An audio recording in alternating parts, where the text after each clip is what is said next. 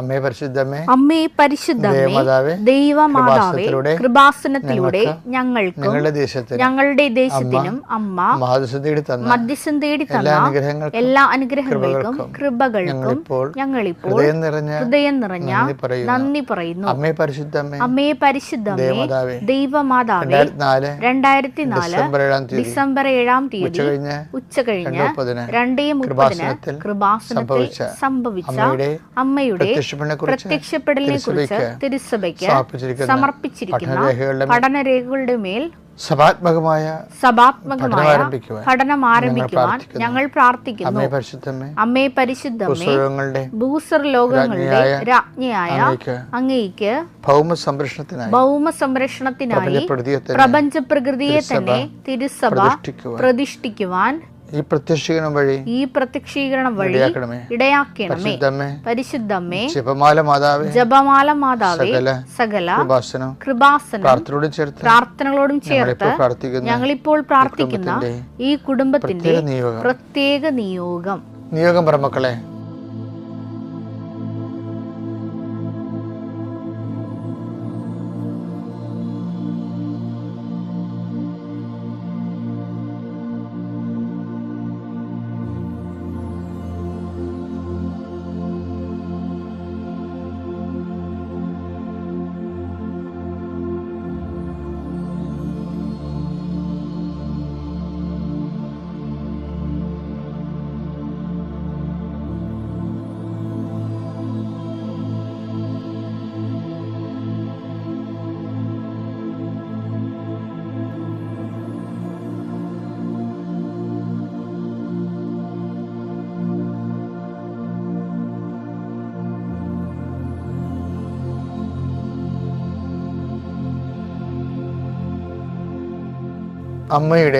അമ്മയുടെ പ്രത്യക്ഷീകരണത്തിന്റെ ഈ അനുഗ്രഹവേളയിൽ ഞങ്ങൾക്ക് സാധിച്ചു തരുവാൻ കനിയണമേ. ആമേൻ. വിശ്വാസ പ്രമാണം. സർവശക്തനായ പിതാവും ആകാശത്തിന്റെയും ഭൂമിയുടെയും സൃഷ്ടാവുമായ ദൈവത്തിൽ ഞാൻ വിശ്വസിക്കുന്നു. അവിടുത്തെ ഏകപുത്രനും ഞങ്ങളുടെ കർത്താവുമായ ഈശോമിശിഹായിലും ഞാൻ വിശ്വസിക്കുന്നു. ഈ പുത്രൻ പരിശുദ്ധാത്മാവിനാൽ ഗർഭസ്ഥനായി കന്യകാമറിയത്തിൽ നിന്ന് പിറന്ന് പൊന്തിയോസ് പീലാത്തോസിന്റെ കാലത്ത് പീഡകൾ സഹിച്ച് കുരിശിൽ തറയ്ക്കപ്പെട്ട് മരിച്ച് അടക്കപ്പെട്ട് പാതാളങ്ങളിൽ ഇറങ്ങി മരിച്ചവരുടെ ഇടയിൽ നിന്ന് 3-ാം നാൾ ഉയർത്ത് സ്വർഗത്തിലേക്ക് എഴുന്നള്ളി സർവശക്തിയുള്ള പിതാവായ ദൈവത്തിന്റെ വലതുഭാഗത്തിരിക്കുന്നു. അവിടെ നിന്ന് ജീവിക്കുന്നവരെയും മരിച്ചവരെയും വിധിക്കുവാൻ വരുമെന്നും ഞാൻ വിശ്വസിക്കുന്നു. പരിശുദ്ധാത്മാവിലും ഞാൻ വിശ്വസിക്കുന്നു. വിശുദ്ധ കത്തോലിക്കാ സഭയിലും പുണ്യവാന്മാരുടെ ഐക്യത്തിലും പാപങ്ങളുടെ മോചനത്തിലും ശരീരത്തിന്റെ ഉയർപ്പിലും നിത്യമായ ജീവിതത്തിലും ഞാൻ വിശ്വസിക്കുന്നു. ആമേൻ. സ്വർഗ്ഗസ്ഥനായ ഞങ്ങളുടെ പിതാവേ, അങ്ങയുടെ നാമം പൂജിതമാകണമേ. അങ്ങയുടെ രാജ്യം വരണമേ.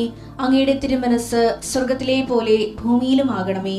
അന്നു വേണ്ടുന്ന ആഹാരം ഇന്ന് ഞങ്ങൾക്ക് തരണമേ. ഞങ്ങളോട് തെറ്റ് ചെയ്യുന്നവരോട് ഞങ്ങൾ ക്ഷമിക്കുന്നത് പോലെ ഞങ്ങളുടെ തെറ്റുകൾ ഞങ്ങളോടും ക്ഷമിക്കണമേ. ഞങ്ങളെ പ്രലോഭനത്തിൽ ഉൾപ്പെടുത്തരുതേ, തിന്മയിൽ ഞങ്ങൾ രക്ഷിക്കണമേ. ആമേൻ. നന്മ നിറഞ്ഞ മറിയമേ, സ്വസ്തി. കർത്താവ് അങ്ങയുടെ കൂടെ സ്ത്രീകളിൽ അങ്ങ് അനുഗ്രഹിക്കപ്പെട്ടവളാകുന്നു. അങ്ങയുടെ ഉദരത്തിൻ ഫലമായി ഈശോ അനുഗ്രഹിക്കപ്പെട്ടവനാകുന്നു. പരിശുദ്ധ മറിയമേ, തമ്പുരാന്റെ അമ്മേ, പാപികളായ ഞങ്ങൾക്ക് വേണ്ടി ഇപ്പോഴും ഞങ്ങളുടെ മരണസമയത്തും തമ്പുരാനോട് അപേക്ഷിക്കണമേ. ആമേൻ. എൻ്റെ കർത്താവിൻ്റെ ഉന്നതമായ നാമത്തിൽ സഭയുടെ അധികാരത്തിൽ 39 വർഷം ഞാൻ അർപ്പിച്ച കൃപാന്റെ യോഗ്യതയാൽ പരിശുദ്ധ മതേമലായ മധ്യസ്ഥത്തിൽ ഞാൻ നിങ്ങളെ ആശീർവദിച്ച് പ്രാർത്ഥിക്കുന്നു. കർത്താവ്, ഒരു വിഷയം തന്നെ പല പ്രാവശ്യം വെച്ച് പ്രാർത്ഥിച്ചിട്ട് ഒരു മൂവ്മെൻ്റ് ഇല്ലാതെ ഇനി എന്ത് ചെയ്യണം, പ്രാർത്ഥന നിർത്തണോ ഇതുപോലെ ചിന്തിച്ചുകൊണ്ടിരിക്കുന്നവർക്ക് ആത്മശക്തിയും ആത്മധൈര്യം കരുതുന്നതിന് വേണ്ടി പ്രത്യേക അഭിഷേകം നൽകണമെന്ന് പ്രാർത്ഥിക്കുന്നു. ജീവിതമാർഗം മുട്ടിപ്പോയവർ, ജീവിതമാർഗം തീർന്നു പോകാൻ പോകുന്നവർ, ജീവിതമാർഗം പൊളിച്ചു പണിയാൻ ആഗ്രഹിക്കുന്നവർ, അവരെല്ലാം നീ ഈശോയുടെ നാമത്തെ ആശീർവദിക്കുന്നു. വിവാഹിതരെ, വിവാഹ ജീവിതത്തെ പ്രയാസങ്ങളോട് ഒരുമിച്ച് പിരിഞ്ഞു പോയിട്ട് ഒരുമിച്ച് ജീവിക്കാൻ താമസിക്കുന്നവരും ആഗ്രഹിക്കുന്നവരും കർത്താവ് ആശീർവദിക്കട്ടെ പ്രാർത്ഥിക്കുന്നു. എപ്പോഴും ഓരോരോ രോഗാവസ്ഥ മാറുന്നില്ലല്ലോ, വീട്ടിൽ നിന്ന് തന്നെ ബാധ്യമാണല്ലോ, മറ്റുള്ളവർ പറയണം, രഹസ്യമായിട്ട് പറയണ പോലെ കേട്ടുകൊണ്ട് അതിൻ്റെ സംഘടിപ്പ് കൂടി അനുഭവിച്ചുകൊണ്ട് വീട്ടിൽ കഴിയുന്ന മക്കളെ അവർ കർത്താവ് ഏറ്റെടുക്കണം, അവരുടെ വേദന ഏറ്റെടുത്ത് അവർ സുഖപ്പെടുത്തണം പ്രാർത്ഥിക്കുന്നു. വർഷങ്ങളായിട്ട് കട്ടിൽ കിടക്കുന്നവരും തളർന്നുപോയവരും തളർവാരോഗികളായി കിടക്കുന്ന ആൾക്കാരെ കർത്താവ് സന്ധിക്കണമെന്ന് പ്രാർത്ഥിക്കുന്നു. വിവിധങ്ങളിലും കുടുംബങ്ങളിലൊക്കെ തമ്മിൽ മാതാപിതാക്കന്മാരും മക്കളും തമ്മിൽ കണ്ടിട്ട് വർഷങ്ങളായി അകല രാജ്യങ്ങളിൽ വിദൂരസ്ഥരായിട്ട് വിദൂരാജ്യങ്ങളിൽ ജീവിക്കുന്നവരെ സംബന്ധിച്ച് പ്രാർത്ഥിക്കുന്നു. കർത്താവ് ഐക്യപ്പെട്ട് ജീവിക്കുന്നതിന് വേണ്ടി കർത്താവ് നാട്ടിൽ വരാൻ തടസ്സമുള്ളവരുണ്ട് ഈശോയെ. കേസ് കൊണ്ടും പലതരത്തിലുള്ള ബാനിങ് കൊണ്ടും സാമ്പത്തികമായ ബാൻസ് കൊണ്ടും നാട്ടിൽ വരാൻ പറ്റാത്തവരുണ്ട് ഈശോയെ. അതുപോലെ വിസ ക്ലോസായി പോയവരുണ്ട് ഈശോയെ. കേസ് കാരണം ജയിലിലായി പോയവരുണ്ട് ഈശോയെ. അവർക്ക് അത് നാട്ടിൽ വരാൻ പറ്റാത്തവരുണ്ട് ഈശോയെ. ഒരുമിച്ച് ജീവിക്കാൻ പറ്റാത്ത മാതാപിതാക്കന്മാർക്കും ഭാര്യ ഭർത്താക്കന്മാർക്ക് വേണ്ടി പ്രത്യേകം പ്രാർത്ഥിക്കുന്നു. എൻ്റെ കർത്താവിന് ഉന്നതമായ നാമത്തിൽ സഭയുടെ അധികാരത്തിൽ കുരിശിൻ്റെ അടയാളത്തിൽ ദൈവശക്തിയെ ഭാഗോടപടി നടക്കാത്ത കുടുംബങ്ങൾ ഭാഗോടപടി നടക്കാനുള്ള വസ്തുക്കൾ അങ്ങനെ ദൃശ്യം പ്രാർത്ഥിക്കുന്നു. അതെല്ലാം കർത്താവ് ഏറ്റെടുക്കുകയും കർത്താവ് നിങ്ങളെ സന്ധിക്കുകയും ചെയ്തെന്ന് പ്രാർത്ഥിക്കുന്നു. ഈശോയെ, ഓരോ ഡേറ്റുകൾ നമ്മളോട് പറഞ്ഞിട്ടുള്ളവരും അത് നീങ്ങിപ്പോകുന്നവരും ചില ഗർഭിണികളെ കാണിച്ചിരുന്നുണ്ട് അബോർഷൻ ചെയ്യണമെന്ന്, അല്ലെങ്കിൽ സ്കാനിങ് കഴിഞ്ഞപ്പോൾ അബോർഷന് വേണ്ടി നിശ്ചയിച്ചിട്ടുള്ളവരുണ്ട്. അവരെ നീ സന്ധിക്കണം, അവരുടെ വയറിനെ സ്പർശിക്കണമെന്ന് പ്രാർത്ഥിക്കുന്നു. അവർക്ക് ആ കുഞ്ഞിനെ ജീവനോടെ കൊടുക്കണമെന്ന് പ്രാർത്ഥിക്കുന്നു. ആരോഗ്യമുള്ള കുഞ്ഞിനെ പ്രസവിക്കാൻ അമ്മയും കുഞ്ഞും ആരോഗ്യമായിരിക്കാൻ കർത്താവിൻ്റെ നാമത്തെ ആശീർവദിച്ചുകൊണ്ട് പ്രാർത്ഥിക്കുന്നു. ഇത് പിതാവും പുത്രനും പരിശുദ്ധാത്മാവും സർവ്വശക്തനായ എന്നേക്കും ആമേൻ. മത്തായിയുടെ സുവിശേഷം 13:8. മറ്റു ചിലത് നല്ല നിലത്ത് വീണു അത് 100 മേനിയും 60 മേനിയും 30 മേനിയും വിളവ് നൽകി. ഈ നല്ല നിലത്ത് വീണത് എല്ലാം 100 മേനിയല്ല വിളഞ്ഞിരിക്കണത്. അതാണ് കൺഫ്യൂഷൻ അതിൻ്റെ അകത്ത്. നില ഒന്നേ ഉള്ളു, അല്ല സർവേ നമ്പർ മാറിയിട്ടില്ല. ഒരു സർവേ നമ്പറിൽ വീണിരിക്കുകയാണ് നല്ല നിലത്ത്. പക്ഷേ ചില ഞാറാണിനെ പ്രശ്നം. ചില ഞാറ് 30 മേനി എന്ന് പറഞ്ഞാൽ എന്താ നിങ്ങൾക്കറിയാമോ? ഒരു വിത്ത് നെൽമണി ഇട്ട് കഴിഞ്ഞാൽ അല്ലെങ്കിൽ ഗോതമ്പ് മണി ഇട്ട് കഴിഞ്ഞാൽ അതിൽ നിന്നൊരു കതിരുണ്ടാകും. അത് ചിലത് 30 കതിര് വരെ കിട്ടും. ആ 30 മേനി എന്ന് പറയണത്. ചില നെൽമണി ഇട്ട് കഴിഞ്ഞാൽ 60 മേനി കിട്ടും. ഒരു നെൽമണിക്ക് 60 നെൽമണി നമുക്ക് ഞാറായിട്ട് കിട്ടും. ഞാറ് കൊയ്ത് കിട്ടുമ്പോൾ കിട്ടും. കർത്താവിൻ്റെ കാലത്ത് 100 എന്ന് പറയണത് 100 മേനിയും കിട്ടും. പക്ഷേ എന്തുകൊണ്ടാണ് ഇങ്ങനെ മേനി വ്യത്യാസം ഉണ്ടാകുന്നത്? ഇപ്പോൾ കഴിഞ്ഞ ദിവസങ്ങളിൽ കുർബാന അർപ്പിച്ചപ്പോൾ ഈ വചനം വന്നപ്പോൾ പരിശുദ്ധാത്മാവ് നൽകിയ സൂചന, ചിലർ വിശ്വാസത്തിലാണ് വിതക്കണത്, ചിലർ പ്രത്യാശയിൽ വിതക്കും, ചിലർ സ്നേഹത്തെ വിതക്കും. വിശ്വാസത്തെ മാത്രം വിതക്കുന്നവർ 30 മേനി. യാക്കോബ് ലേഖനം 2:24. മനുഷ്യൻ വിശ്വാസം കൊണ്ട് മാത്രമല്ല പ്രവർത്തികളാലുമാണ് നീതീകരിക്കപ്പെടുന്നത് നിങ്ങൾ അറിയുന്നു. വിശ്വാസത്തെ സപ്പോർട്ട് ചെയ്യുന്ന സപ്പോർട്ടീവ് ഡോക്യുമെൻ്റ് എന്ന് പറയും. അപ്പോൾ സപ്പോർട്ടീവ് ഡോക്യുമെൻ്റ് പ്രധാനപ്പെട്ട കാര്യമാണ്. വിശ്വാസം എന്ന് പ്രഖ്യാപിക്കുമ്പോഴും സപ്പോർട്ടീവ് ഡോക്യുമെൻ്റ് വേണം. അതേതാണ്? പ്രവർത്തികളാണ്. യാക്കോബ് 2:17. പ്രവർത്തികൾ കൂടാതെയുള്ള വിശ്വാസം അതിൽ തന്നെ നിർജീവമാണ്. അപ്പം നിർജീവ പ്രവർത്തികൾക്കുള്ള പ്രശ്നം വെച്ചാൽ നിർജീവ പ്രവർത്തികളും അവിശ്വാസിയുടെ പ്രവർത്തികളാണ്. വിശ്വാസത്തിന് അവിശ്വാസത്തിൻ്റെ ഫലം ചെയ്യും. ചില ശുദ്ധൻ ദുഷ്ടൻ്റെ ഫലം ചെയ്യും എന്ന് പറഞ്ഞില്ലേ, അതുപോലെ തന്നെയാണ് വിശ്വാസം അവിശ്വാസത്തിൻ്റെ ഫലം ചെയ്യും. കാര്യം പ്രവൃത്തി നിർജീവമായതുകൊണ്ടാണ്. ഹെബ്രായർ 6:1. അതിനാൽ ക്രിസ്തുവിന്റെ വചനത്തിന്റെ പ്രഥമ പാഠങ്ങൾ പിന്നിട്ട് അതാണ് വിശ്വാസം കൊണ്ട് മാത്രം ജീവിക്കുന്ന ആൾക്കാരല്ലേ. നമുക്ക് പക്വതയിലേക്ക് വളരുമ്പോ വിശ്വാസം മാത്രം പോരാ വരും അവിടെ. നിർജീവ പ്രവർത്തികളിൽ നിന്നുള്ള തിരിച്ചുവരവ്. അതായത് വിശ്വാസം മാത്രം മതി, പ്രവർത്തികൾ വേണ്ടെന്ന് പറയുമ്പോ അവർ ചെയ്യുന്ന പ്രവർത്തികളെല്ലാം നിർജീവ പ്രവർത്തികളാണ് കൊടുക്കുന്നത്. ജീവനുള്ള പ്രവൃത്തി അല്ലത്. നിർജീവ പ്രവർത്തികളിൽ നിന്നുള്ള തിരിച്ചുവരവ്, ദൈവത്തിലുള്ള വിശ്വാസം, ജ്ഞാനസ്നാനത്തെ സംബന്ധിക്കുന്ന പ്രബോധനം, അങ്ങനെ പോകും. സച്ച് ഇപ്പം എന്താ സംഭവിച്ചത്? നിർജീവ പ്രവൃത്തി വിശ്വാസവുമായിട്ട് ബന്ധപ്പെട്ടാണ് പറയണത്. വിശ്വാസം ഇല്ലാത്തവർ ചെയ്ത് കൂട്ടുന്ന പ്രവൃത്തികൾക്കാണ് നിർജീവ പ്രവൃത്തി എന്ന് പറയുന്നത്. അതായത് വിശ്വാസം ഇല്ലാത്തവർ നന്മ പ്രവൃത്തികൾ ചെയ്യും, പക്ഷേ സുവിശേഷ ദൃഷ്ടിയുള്ള നിർജീവ പ്രവൃത്തിയാണ്. എന്താ കാര്യം? അത് ദൈവത്തെ മഹത്വപ്പെടുത്താനില്ലാത്തത് കൊണ്ടാണ്. അതിൻ്റെ ഉള്ളിലുള്ള ജീവൻ എന്ന് പറയുന്നത് നമ്മുടെ പ്രവൃത്തികളിലെല്ലാം ദൈവത്തെ മഹത്വപ്പെടുത്തുന്നതാണ് ആ പ്രവൃത്തികൾക്ക് ജീവൻ ഉണ്ടാക്കുന്നത്. ദൈവത്തെ മഹത്വപ്പെടുത്തുന്നതിന് പകരം സ്വന്തം കേമത്തം കെട്ടിയിടുന്നുള്ളിക്കുകയാണെങ്കിൽ അത് നിർജീവ പ്രവൃത്തിയാണ്. അതുകൊണ്ടാണ് അവിശ്വാസികൾ, ഇപ്പം ചില ആൾക്കാർ പറയില്ലേ, മതത്തെ മാറ്റി നിർത്താം, നമ്മൾ സമൂഹത്തിലെ സാമൂഹ്യ ജീവിതം പരിശീലിപ്പിച്ചാൽ മതിയെന്ന്. മതമാണല്ല ഇവിടെ സാമൂഹ്യ ജീവിതം മനുഷ്യനെ പരിശീലിപ്പിച്ചത്. മതത്തെ മാറ്റി നിർത്തിക്കൊണ്ട് സാമൂഹ്യ ജീവിതം പരിശീലിപ്പിക്കുന്നവർ ചെയ്യണത് എന്താണ്? സ്വന്തം കോയ്മകൾ കെട്ടിയെഴുന്നള്ളിക്കുകയാണ് ചെയ്യണത്. ഈ സ്വന്തം കോയ്മ എഴുന്നള്ളിക്കുന്നതിനാണ് നിർജീവ പ്രവൃത്തി എന്ന് പറയണത്. പ്രവൃത്തികളിലുള്ള ജീവൻ എന്ന് പറയുന്നത് എന്താണ്? അത് ദൈവത്തെ മഹത്വപ്പെടുത്താനുള്ള ഒരു ഇൻറ്റൻഷനാണത്. ദൈവത്തെ മഹത്വപ്പെടുത്തുകയായിരിക്കണം പ്രവൃത്തി. ഇൻറ്റൻഷൻ അല്ലെങ്കിൽ ആ പ്രവൃത്തി സുവിശേഷവിഹിതമായിട്ട് നിർജീവമായിരിക്കും. അത് ജീവനുള്ളതാകണത് ആ പ്രവൃത്തി ദൈവത്തിൻ്റെ മഹത്വത്തിന് വേണ്ടി നമ്മൾ ചെയ്യുമ്പോഴാണ്. അപ്പോൾ വിശ്വാസം എന്ന് പറയണത് സജീവ പ്രവൃത്തികൾ ചെയ്യുന്നതിന് വേണ്ടിയുള്ള നമ്മുടെ മനസ്സിൻ്റെ ഒരുക്കമാണ്. ഓക്കെ അല്ലേ? നാമത്തിന് മഹത്വം ഉണ്ടാകട്ടെ. അമ്മ മാതാവ് പ്രത്യക്ഷപ്പെട്ട ഈ ആൾത്താരിൽ വന്ന സാക്ഷ്യം പറയാൻ എനിക്ക് അനുഗ്രഹം തന്നതിന് മാതാവിനും ഈശോനോട് ഞാൻ ഒരുപാട് നന്ദി പറയുന്നു. എൻ്റെ പേര് അലീന മരിയ. ഇതെൻ്റെ അമ്മയാണ്. ഞങ്ങൾ മലപ്പുറം ജില്ലയിൽ നിന്നാണ് വരുന്നത്. എൻ്റെ അമ്മ 2019 മുതൽ ഉടമ്പടി എടുത്തതാണ്. അപ്പോൾ അമ്മ പറഞ്ഞിട്ടാണ് ഞാൻ ആദ്യം ഇവിടെ വന്ന് ഉടമ്പടി എടുക്കുന്നത്. ഞാൻ ഉടമ്പടി എടുക്കാനുള്ള കാരണം എന്ന് പറഞ്ഞാൽ എനിക്ക് മാസ്റ്റേഴ്സ് പുറത്തു പോയി പഠിക്കണം എന്നായിരുന്നു ആഗ്രഹം. അപ്പോൾ അതുകൊണ്ടാണ് ഞാൻ ആദ്യം വന്ന് ഉടമ്പടി എടുത്തത്. എൻ്റെ ആദ്യത്തെ നിയോഗം എന്ന് പറഞ്ഞാൽ IELTS പാസ്സാവുക എന്നുള്ളതായിരുന്നു. എനിക്ക് സ്പീക്കിംഗ് ആയിരുന്നു ഏറ്റവും ടഫുള്ളത്. കാരണം എനിക്ക് ടെൻഷൻ കൂടിക്കഴിഞ്ഞാൽ ഞാൻ സ്പീഡ് കൂടും പറയുമ്പോൾ. അപ്പോൾ എനിക്ക് പറയാൻ കിട്ടില്ല. കുറച്ച് കഴിയുമ്പോഴത്തേക്കും പറയാനുള്ളതെല്ലാം തീരും. പിന്നെ എനിക്ക് ഒന്നും പറയാൻ പറ്റത്തില്ലായിരുന്നു. അതുകൊണ്ട് എനിക്ക് സ്പീക്കിംഗ് ഭയങ്കര ടഫായിരുന്നു. എനിക്ക് പേടിയുള്ളത് സ്പീക്കിംഗ് ആയിരുന്നു. ഞാൻ എക്സാമിന് പോകുന്നതിന് മുമ്പ് ഹാൾ ടിക്കറ്റും പാസ്പോർട്ടും കൊണ്ടുവന്ന് അച്ഛൻ്റെ അടുത്ത് വന്ന് ബ്ലെസ് ചെയ്തിട്ട് അച്ഛൻ കാശ് രൂപം തന്നിട്ടാണ് ഞാൻ എക്സാമിന് പോയത്. പോയ സമയത്ത് ഉടമ്പടി തൈലം തേച്ച് പ്രാർത്ഥിച്ച് ഉടമ്പടി ഉപ്പിട്ട് പ്രാർത്ഥിച്ചിട്ടുമാണ് ഞാൻ എക്സാം ഹാളിൽ കയറിയത്. അപ്പോൾ സ്പീക്കിങ്ങിന് ഞാൻ പേടിച്ച പോലെ തന്നെ സംഭവിച്ചു. ഇതേപോലെ എനിക്ക് സ്റ്റക്കായി, എനിക്ക് പറയാൻ പറ്റിയില്ല. അപ്പോൾ മാം കുറച്ചും കൂടെ പറയുന്നുണ്ടായിരുന്നു എന്നോട്. പക്ഷേ എനിക്ക് ഒന്നും പറയാൻ കിട്ടിയില്ല. അപ്പോഴത്തേക്ക് എൻ്റെ സമയം കഴിഞ്ഞു. അപ്പോൾ എനിക്ക് ഒരു പ്രതീക്ഷയില്ലായിരുന്നു എനിക്ക് സ്പീക്കിംഗ് കിട്ടുമെന്ന്. സ്പീക്കിംഗ് പൊട്ടും തന്നെയായിരുന്നു. ഞാൻ 100% ഉറപ്പിച്ചു. അപ്പോൾ അത് കഴിഞ്ഞിട്ട് ബാക്കി 3 റീഡിങ്ങും ലിസ്ണിങ്ങും റൈറ്റിങ്ങും വേറൊരു ദിവസമായിരുന്നു. അന്ന് എക്സാമിന് പോയപ്പോൾ ഞാൻ തൈലം തേച്ച് ഉടമ്പടി ഇട്ട് പ്രാർത്ഥിച്ചിട്ടാണ് ഞാൻ എക്സാമിന് കയറിയത്. റിസൾട്ട് ഒരാഴ്ച കഴിഞ്ഞപ്പോൾ റിസൾട്ട് വന്നു.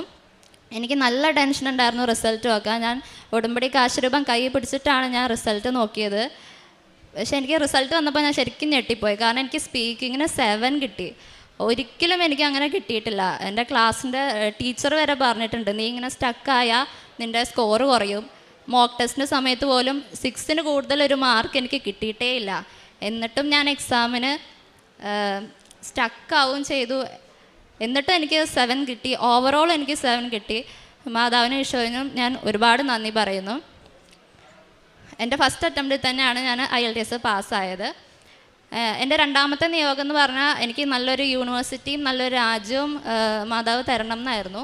എനിക്ക് എവിടെ പോകണം എന്നൊന്നും ഒരു ഐഡിയ ഉണ്ടായിരുന്നില്ല. അപ്പോൾ എന്നോട് പറഞ്ഞു ജർമ്മനി, അയർലൻഡൊക്കെ നല്ല ഓപ്ഷൻസാണ്, അപ്പോൾ അത് നോക്കാമെന്ന് പറഞ്ഞു ഏജൻസിയിൽ നിന്ന്. അപ്പോൾ ഞാൻ അതാ നോക്കി. ജർമ്മനിക്കും കൊടുത്തു, അയർലൻഡിനൊക്കെ ഞാൻ ആപ്ലിക്കേഷൻ കൊടുത്തു. പക്ഷെ അതെല്ലാം റിജക്റ്റായി. എനിക്കൊന്നും കിട്ടിയില്ല. അപ്പോൾ എനിക്ക് ആകെ വിഷമമായി. മാതാവ് എനിക്ക് പോകാൻ പറ്റില്ലേ എന്ന് ഞാൻ ഇങ്ങനെ മാതാവിനോട് ചോദിച്ചു. അപ്പോഴാണ് ഏജൻസി എന്ന് പറയുന്നത് നമുക്ക് UK നോക്കാം, UK ആണെങ്കിൽ നമുക്ക് പെട്ടെന്ന് കിട്ടും എന്ന് പറഞ്ഞു. അപ്പോൾ അങ്ങനെ ഞാൻ UKക്ക് ആപ്ലിക്കേഷൻ കൊടുത്തു. ഞാൻ 3-4 യൂണിവേഴ്സിറ്റിക്ക് ആപ്ലിക്കേഷൻ കൊടുത്തിരുന്നു. ഏപ്രിൽ 14, 2025 ഞാൻ ആപ്ലിക്കേഷൻ കൊടുത്തത്. 2 ദിവസം കഴിഞ്ഞ് ഏപ്രിൽ 16 എനിക്ക് നല്ലൊരു യൂണിവേഴ്സിറ്റിയിൽ നിന്ന് മാതാവ് എനിക്ക് അൺകണ്ടീഷണൽ ഓഫർ ലെറ്റർ തന്നു. ഞാൻ ഇത്രേ പ്രാർത്ഥിച്ചിരുന്നുള്ളൂ, മാതാവിന് ഇഷ്ടമുള്ളൊരു യൂണിവേഴ്സിറ്റിയാണ്, മാതാവ് ആഗ്രഹിക്കുന്ന സ്ഥലത്താവണം ഞാൻ പോകേണ്ടത്. അതുകൊണ്ട് തന്നെ മാതാവിൻ്റെ പേരുള്ള ക്വീൻ മേരി എന്ന് പറയുന്ന യൂണിവേഴ്സിറ്റിയിൽ നിന്ന് തന്നെ എനിക്ക് അൺകണ്ടീഷണൽ ഓഫർ ലെറ്റർ തന്നു. അതിന് ഞാൻ മാതാവിനും ഈശോനും ഒരുപാട് നന്ദി പറയുന്നു. സത്യം പറഞ്ഞാൽ ഞാൻ UK നോക്കണ്ടെന്ന് വിചാരിച്ചിരുന്ന ഒരാളാണ്. പക്ഷേ ജെറമ്യ 29:11 പറയുന്ന പോലെ നിങ്ങളെക്കുറിച്ചുള്ള പദ്ധതി എൻ്റെ മനസ്സിലുണ്ട്, നിങ്ങളുടെ നാശത്തിനല്ല ക്ഷേമത്തിനുള്ള പദ്ധതിയാണിത്, നിങ്ങൾക്ക് ശുഭമായ ഭാവിയും പ്രത്യാശയും നൽകുന്ന പദ്ധതി. അപ്പോൾ എനിക്ക് മനസ്സിലായി എൻ്റെ ഇഷ്ടമല്ല, ദൈവത്തിന് വേറെ എന്തോ ഒരു പദ്ധതി ഉണ്ട്. അതുകൊണ്ടായിരിക്കും എനിക്ക് ആ UK തന്നതും മാതാവിൻ്റെ പേരുള്ള യൂണിവേഴ്സിറ്റി തന്നതും. പിന്നെ മൂന്നാമത്തെ എൻ്റെ നിയോഗം എന്ന് പറയുന്നത് എനിക്ക് എഡ്യൂക്കേഷൻ ലോണ് പാസ്സാവാനായിരുന്നു. എനിക്കറിയാം എൻ്റെ ലോൺ എന്തായാലും പാസ്സാവില്ല എന്ന്, കാരണം ഞങ്ങൾക്ക് പ്രോപ്പർട്ടി വെച്ചിട്ട് എന്തായാലും ലോൺ കിട്ടില്ല, ഞങ്ങൾക്ക് പ്രോപ്പർട്ടി വെക്കാനില്ല, അതേപോലെ തന്നെ സിവിൽ സ്കോറും ഇല്ല.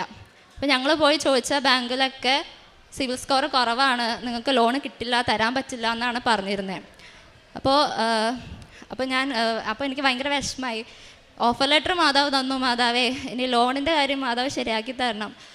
അങ്ങനെ ഏജൻസിയിൽ ചോദിച്ചപ്പോൾ ഏജൻസിയിലെ ചേച്ചി പറഞ്ഞു അവർക്ക് ടൈപ്പുള്ള കുറച്ച് ബാങ്കുകാരുണ്ട്, അതും UK തന്നെയാണ്, അവർ ലോൺ കൊടുക്കുന്നുണ്ട്, അപ്പം നമുക്ക് അങ്ങനെ നോക്കാമെന്ന് പറഞ്ഞു. ശരിക്കും പറഞ്ഞാൽ എനിക്ക് ഈ ഓഫർ ലെറ്റർ 2 ദിവസം മുന്നേ 2 ദിവസം കഴിഞ്ഞിട്ട് വന്നെങ്കിലും ഞാൻ 2 ആഴ്ച കഴിഞ്ഞിട്ടാണ് ഇതറിഞ്ഞത്, ഞാൻ ശ്രദ്ധിച്ചിട്ടുണ്ടായിരുന്നില്ല. അപ്പോൾ അതിൻ്റെ ഇടയിലൊക്കെ എനിക്ക് വേറെ യൂണിവേഴ്സിറ്റി, ഫീസ് കുറഞ്ഞ വേറെ യൂണിവേഴ്സിറ്റിയിൽ നിന്ന് എനിക്ക് ഓഫർ ലെറ്റർ വന്നിട്ടുണ്ടായിരുന്നു. അപ്പോൾ ഞാൻ അത് വെച്ചിട്ടാണ് ലോണിന് കൊടുത്തത്. ഈ ക്വീൻ മേരിയുടെ ഞാൻ കൊടുത്തിട്ടുണ്ടായിരുന്നില്ല ലോണിന്. അപ്പോൾ ആ യൂണിവേഴ്സിറ്റി ഒക്കെ റിജക്റ്റായി, കാരണം അതൊന്നും റാങ്ക് ഇല്ല എന്ന് പറഞ്ഞിട്ട് അതിൽ നിന്ന് ലോൺ കിട്ടില്ല എന്ന് പറഞ്ഞു. അപ്പോൾ ഞാൻ വിചാരിച്ചു എന്നാൽ ക്വീൻ മേരി തന്നെ കൊടുക്കാമെന്ന് വിചാരിച്ചിട്ട് ഞാൻ ക്വീൻ മേരി കൊടുത്തു. സാധാരണ നമുക്കറിയാം ഒരു ബാങ്കിൽ പോയി കഴിഞ്ഞാൽ ചിലപ്പോൾ മാസങ്ങളെടുക്കും ഒരു ലോൺ പാസ്സാവാൻ വേണ്ടിയിട്ട്. പക്ഷെ വെറും 3-4 ദിവസത്തിനുള്ളിൽ മാതാവ് എനിക്ക് 25 ലക്ഷം ലോണ് തന്ന് മാതാവിനെ അനുഗ്രഹിച്ചു. അത് ഏറ്റവും വലിയൊരു സാക്ഷിയായിരുന്നു. മാതാവിനും ഈശോയ്ക്ക് ഞാൻ ഒരുപാട് നന്ദി പറയുന്നു. പിന്നെ എൻ്റെ അടുത്തത് പറഞ്ഞാൽ എനിക്ക് ഡിപ്പോസിറ്റ് അടയ്ക്കണമായിരുന്നു 2 ലക്ഷം. അപ്പോൾ അതിൻ്റെ പൈസ റെഡി ആവുന്നില്ലായിരുന്നു. എനിക്ക് എന്താ ചെയ്യേണ്ടതെന്ന് അറിയത്തില്ല. അപ്പോൾ ദിവസങ്ങളിങ്ങനെ പോകുന്നുണ്ട്, പക്ഷേ പൈസ റെഡി ആവുന്നില്ല. അപ്പോൾ ഞാൻ ഓഫർ ലെറ്ററും കൊണ്ട് അച്ഛനെ വന്ന് കണ്ട് പ്രാർത്ഥിച്ചു. അച്ഛൻ മാതാവിൻ്റെ അടുത്ത് കൊണ്ടുപോയി ബ്ലെസ് ചെയ്തു. അപ്പോൾ ഞാൻ അച്ഛനോട് ചോദിച്ചു, അച്ഛാ ഇത് പോകണോ, ഞാൻ യൂണിവേഴ്സിറ്റിക്ക് പോകണോ, എനിക്ക് ഡിപ്പോസിറ്റ് അടയ്ക്കാൻ പറ്റുമോ എന്ന് ഞാൻ അച്ഛനോട് ചോദിച്ചു. പക്ഷെ അച്ഛൻ ഒന്നും പറഞ്ഞില്ല. അപ്പോൾ എനിക്ക് ഭയങ്കര വിഷമമായി. പിന്നെ ഞാൻ വിചാരിച്ചു എന്തെങ്കിലും ഒരു കാരണം ഉണ്ടാവും അങ്ങനെ പറയാതിരുന്നതിന്. ഞാൻ മാതാവിനോട് പറഞ്ഞു, മാതാവ് എനിക്ക് 2 ലക്ഷം അടയ്ക്കാൻ പറ്റിയാൽ ഞാൻ ഈ യൂണിവേഴ്സിറ്റി തന്നെ പോവും എന്ന് ഞാൻ മാതാവിനോട് ഉറപ്പിച്ച് പറഞ്ഞു. അങ്ങനെ എനിക്ക് മെയ് 28-നായിരുന്നു ഈ ഡിപ്പോസിറ്റ് അടയ്ക്കേണ്ട ദിവസം. അത് ഉച്ചയ്ക്ക് 1 മണിക്ക് മുന്നേ എനിക്ക് ഡിപ്പോസിറ്റ് അടയ്ക്കണം. എന്നിട്ട് ഉച്ചയ്ക്ക് 12:30 ആയപ്പോഴാണ് ശരിക്കും പൈസ റെഡിയായി എൻ്റെ അക്കൗണ്ടിൽ വരുന്നത്. ഞാനും അമ്മയും കൂടെ വേഗം പോയി ബാങ്കിൽ പോയി അടയ്ക്കുകയാണ് ചെയ്തത്. സമയ ചുരുക്കം ഞാൻ കേട്ടിട്ടേ ഉള്ളൂ, അന്ന് ഞാൻ ശരിക്കും അത് അനുഭവിച്ചു. ഇത്രയും അനുഗ്രഹം തന്ന മാതാവിന് ഈശോയ്ക്ക് ഞാൻ നന്ദി പറയുന്നു. പിന്നെ അടുത്തതെന്ന് പറഞ്ഞാൽ എൻ്റെ ലോൺ പാസ്സായെങ്കിലും അതിനും ഒരു പ്രോസസ്സിങ് ഫീസ് അടയ്ക്കണമായിരുന്നു. അപ്പോൾ അതിൻ്റെ ശരിക്കും പറഞ്ഞാൽ ലാസ്റ്റ് ഡേറ്റ് വേറൊരു ദിവസമാണ് പറഞ്ഞിരുന്നത്. പക്ഷേ ഞാൻ അടച്ചത് ജൂലൈ 16-നായിരുന്നു. അപ്പോൾ ഞാൻ ജൂലൈ 16-ന് അടച്ച് പിറ്റേ ദിവസം ലോണിൻ്റെ സാറ് വന്നിട്ട് എന്നെ വിളിച്ചു. അപ്പോൾ സാറ് പറഞ്ഞു, നീ അടച്ചത് കറക്റ്റ് ദിവസമാണ്, കാരണം ജൂലൈ 16-ന് അവരവരുടെ ടാബ് ക്ലോസ് ചെയ്തു, ഇനി ഒരു ആപ്ലിക്കേഷനും എടുക്കുന്നില്ല. അപ്പോൾ ഒരു ദിവസം ഞാൻ ആ പൈസ എടുക്കാൻ വൈകിയിരുന്നെങ്കിൽ എനിക്ക് ആ ലോണ് കിട്ടില്ലായിരുന്നു. മാതാവ് ഈശോനെ പൊതിഞ്ഞ് സംരക്ഷിക്കുന്ന പോലെയാണ് എനിക്ക് തോന്നിയിട്ടുള്ളത്. പിന്നെ എൻ്റെ ഒരു നിയോഗം എന്ന് പറഞ്ഞാൽ എൻ്റെ ഡ്രൈവിംഗ് ടെസ്റ്റായിരുന്നു. അത് എനിക്ക് ഫസ്റ്റ് അറ്റംപ്റ്റിൽ കിട്ടണമെന്നായിരുന്നു ഞാൻ നിയോഗം വെച്ചിരുന്നത്. കാരണം എൻ്റെ ഡേറ്റ് ജൂലൈ 4-ആയിരുന്നു. പിന്നെ എനിക്ക് ടൈം ഉണ്ടാവില്ല, 2 മാസം കഴിഞ്ഞിട്ടൊക്കെയാണ് സ്ലോട്ട് കിട്ടുന്നത്. അപ്പോൾ H എനിക്ക് കിട്ടി ഫസ്റ്റ് അറ്റംപ്റ്റിൽ തന്നെ. ഞാൻ മാതാവിൻ്റെ ഉപ്പ് ഗ്രൗണ്ടിലിട്ട് പ്രാർത്ഥിച്ചു, ഞാൻ കാറിലും ഇട്ട് പ്രാർത്ഥിച്ചിട്ടാണ് ടെസ്റ്റിന് പോയത്. H കിട്ടി. അപ്പോൾ H കിട്ടിയപ്പോൾ എനിക്ക് പിന്നെ കുറച്ചൊരു ഓവർ കോൺഫിഡൻസ് ആയി. H കിട്ടിയല്ലോ, ഇനിയിപ്പോൾ റോഡല്ലേ ഉള്ളൂ, അത് പെട്ടെന്ന് കിട്ടും, എളുപ്പമായിട്ട് കിട്ടും എന്നുള്ളൊരു ഓവർ കോൺഫിഡൻസ് വന്നു. പക്ഷേ എനിക്ക് ആ റോഡ് പോയി, കിട്ടിയില്ല. അപ്പോൾ എനിക്ക് മനസ്സിലായി എൻ്റെ ആ ഒരു ഓവർ കോൺഫിഡൻസ് കാരണമാണ് അത് കിട്ടാത്തതെന്ന് മനസ്സിലായി. അപ്പോൾ ഞാൻ മാതാവിനോട് സോറി പറഞ്ഞ് ഞാൻ കൂടുതൽ പ്രാർത്ഥിക്കാൻ തുടങ്ങി. പിന്നെ എനിക്കൊരു ഡേറ്റ് കിട്ടുന്നുണ്ടായിരുന്നില്ല. പിന്നെ നോക്കുമ്പോൾ സെപ്റ്റംബറിലാണ് കിട്ടുന്നത്. എനിക്കാണെങ്കിൽ ഓഗസ്റ്റ് ലാസ്റ്റ് പോവുകയും ചെയ്യണം. അപ്പോൾ ഞാൻ മാതാവിനോട് പറഞ്ഞു, മാതാവേ ഞാൻ ഇവിടെ വന്ന് ഉടമ്പടി പുതുക്കുന്നതിന് മുമ്പ് എനിക്കൊരു ഡേറ്റ് വേണം. 10 ദിവസം കഴിഞ്ഞപ്പോഴത്തേക്കും മാതാവ് എനിക്കൊരു ഡേറ്റ് തന്നു. ഞാൻ അതിന് പോയി. അന്നും ഇതേപോലെ ഉടമ്പടി ഉപ്പ് കാറിലിട്ട് പ്രാർത്ഥിച്ചു. ഞാൻ പറഞ്ഞു, ഞാൻ ഓടിച്ചാൽ ഞാൻ എന്തായാലും പാസ്സാവില്ല, മാതാവ് എനിക്ക് വേണ്ടി അവിടെ കാർ ഓടിക്കണം എന്ന് പറഞ്ഞു. അങ്ങനെ എനിക്ക് ആ റോഡ് ടെസ്റ്റ് പാസ്സായി, എൻ്റെ ഡ്രൈവിംഗ് ലൈസൻസ് കിട്ടി. പിന്നെ എൻ്റെ വിസ, മെഡിക്കൽ വിസ, ഇതിനൊക്കെ ഞാൻ പോകുമ്പോൾ ഉടമ്പടി തൈലം തേച്ച് ഉടമ്പടി ഉപ്പിട്ടിട്ടാണ് ഞാൻ പോയിട്ടുള്ളത്. മെഡിക്കൽ എനിക്ക് ഒരു കുഴപ്പമില്ലാതെ പാസ്സാക്കി തന്നു. അതേപോലെ തന്നെ വിസ ആണെങ്കിലും ഞാൻ വിസ വന്നിട്ട് ഇവിടെ വന്ന് സാക്ഷ്യം പറയുമെന്നാണ് പറഞ്ഞത്. ഇന്നലെ രാത്രി എൻ്റെ വിസ അപ്രൂവായി എന്ന് പറഞ്ഞ് എനിക്ക് മെയിൽ വന്നു. ഇത്രയും അനുഗ്രഹം തന്ന മാതാവിനും ഈശോയ്ക്കും ഞാൻ ഒരുപാട് നന്ദി പറയുന്നു. പിന്നൊരു കാര്യം, ഒരു ഓൺലൈൻ കോഴ്സ് ചെയ്തിട്ടുണ്ടായിരുന്നു. എനിക്ക് ഗ്യാപ്പ് വരുന്നതുകൊണ്ട് കോഴ്സ് ചെയ്യണമെന്ന് പറഞ്ഞിട്ടുണ്ടായിരുന്നു. അപ്പോൾ ഞാൻ ഒട്ടും പ്രിപ്പയർഡ് ആവാതെ, എനിക്കൊരു കോൺഫിഡൻസും ഉണ്ടായിരുന്നില്ല അത് കിട്ടും എന്നുള്ളത്. അത് ഓൺലൈൻ എക്സാം ആയിരുന്നു. ഞാൻ കമ്പ്യൂട്ടറിൽ മാതാവിൻ്റെ ഉടമ്പടി തൈലം തേച്ച് പ്രാർത്ഥിച്ചിട്ടാണ് ഞാൻ എക്സാമിന് പോയത്. അത് മാതാവ് എനിക്ക് പാസ്സാക്കി തന്നു. എനിക്കങ്ങനെ സർട്ടിഫിക്കറ്റും കിട്ടി ആ കോഴ്സിൻ്റെ. ഇത്രയും അനുഗ്രഹം തന്ന മാതാവിനും ഈശോയ്ക്ക് ഞാൻ കൂടി നന്ദി പറയുന്നു. എൻ്റെ പ്രേക്ഷിത പ്രവർത്തനം എന്ന് പറഞ്ഞാൽ ഞാനും അമ്മയും കൂടെയാണ് എപ്പോഴും പ്രേക്ഷിത പ്രവർത്തനത്തിനും കാരുണ്യപ്രവർത്തനം പോവാറ്. അപ്പോൾ ഇവിടുന്ന് കിട്ടുന്ന പത്രം ഞങ്ങൾ നടന്ന് വീടുകളിലും ഓട്ടോറിക്ഷ സ്റ്റാൻഡിലൊക്കെ കൊണ്ടുപോയി കൊടുക്കാറുണ്ട്. പിന്നെ ഞാൻ സാക്ഷ്യങ്ങളൊക്കെ ഷെയർ ചെയ്തിട്ടുണ്ട്. ഉടമ്പടി ധ്യാനം എല്ലാം ചൊവ്വാഴ്ചയും കൂടും. ബൈബിൾ വായിക്കും അരമണിക്കൂർ. പിന്നെ എൻ്റെ കാരുണ്യപ്രവർത്തികൾ എന്ന് പറഞ്ഞാൽ ഞങ്ങളുടെ വീടിൻ്റെ അടുത്ത് ഒരു ഓൾഡ് ഏജ് ഹോം ഉണ്ട്. ഞങ്ങൾ അവിടെ പോയി അവർക്ക് വേണ്ട പൈസയൊക്കെ കൊടുക്കും. അവരായിട്ട് കുറച്ച് നേരം സംസാരിച്ചൊക്കെ അങ്ങനെ ഇരിക്കും.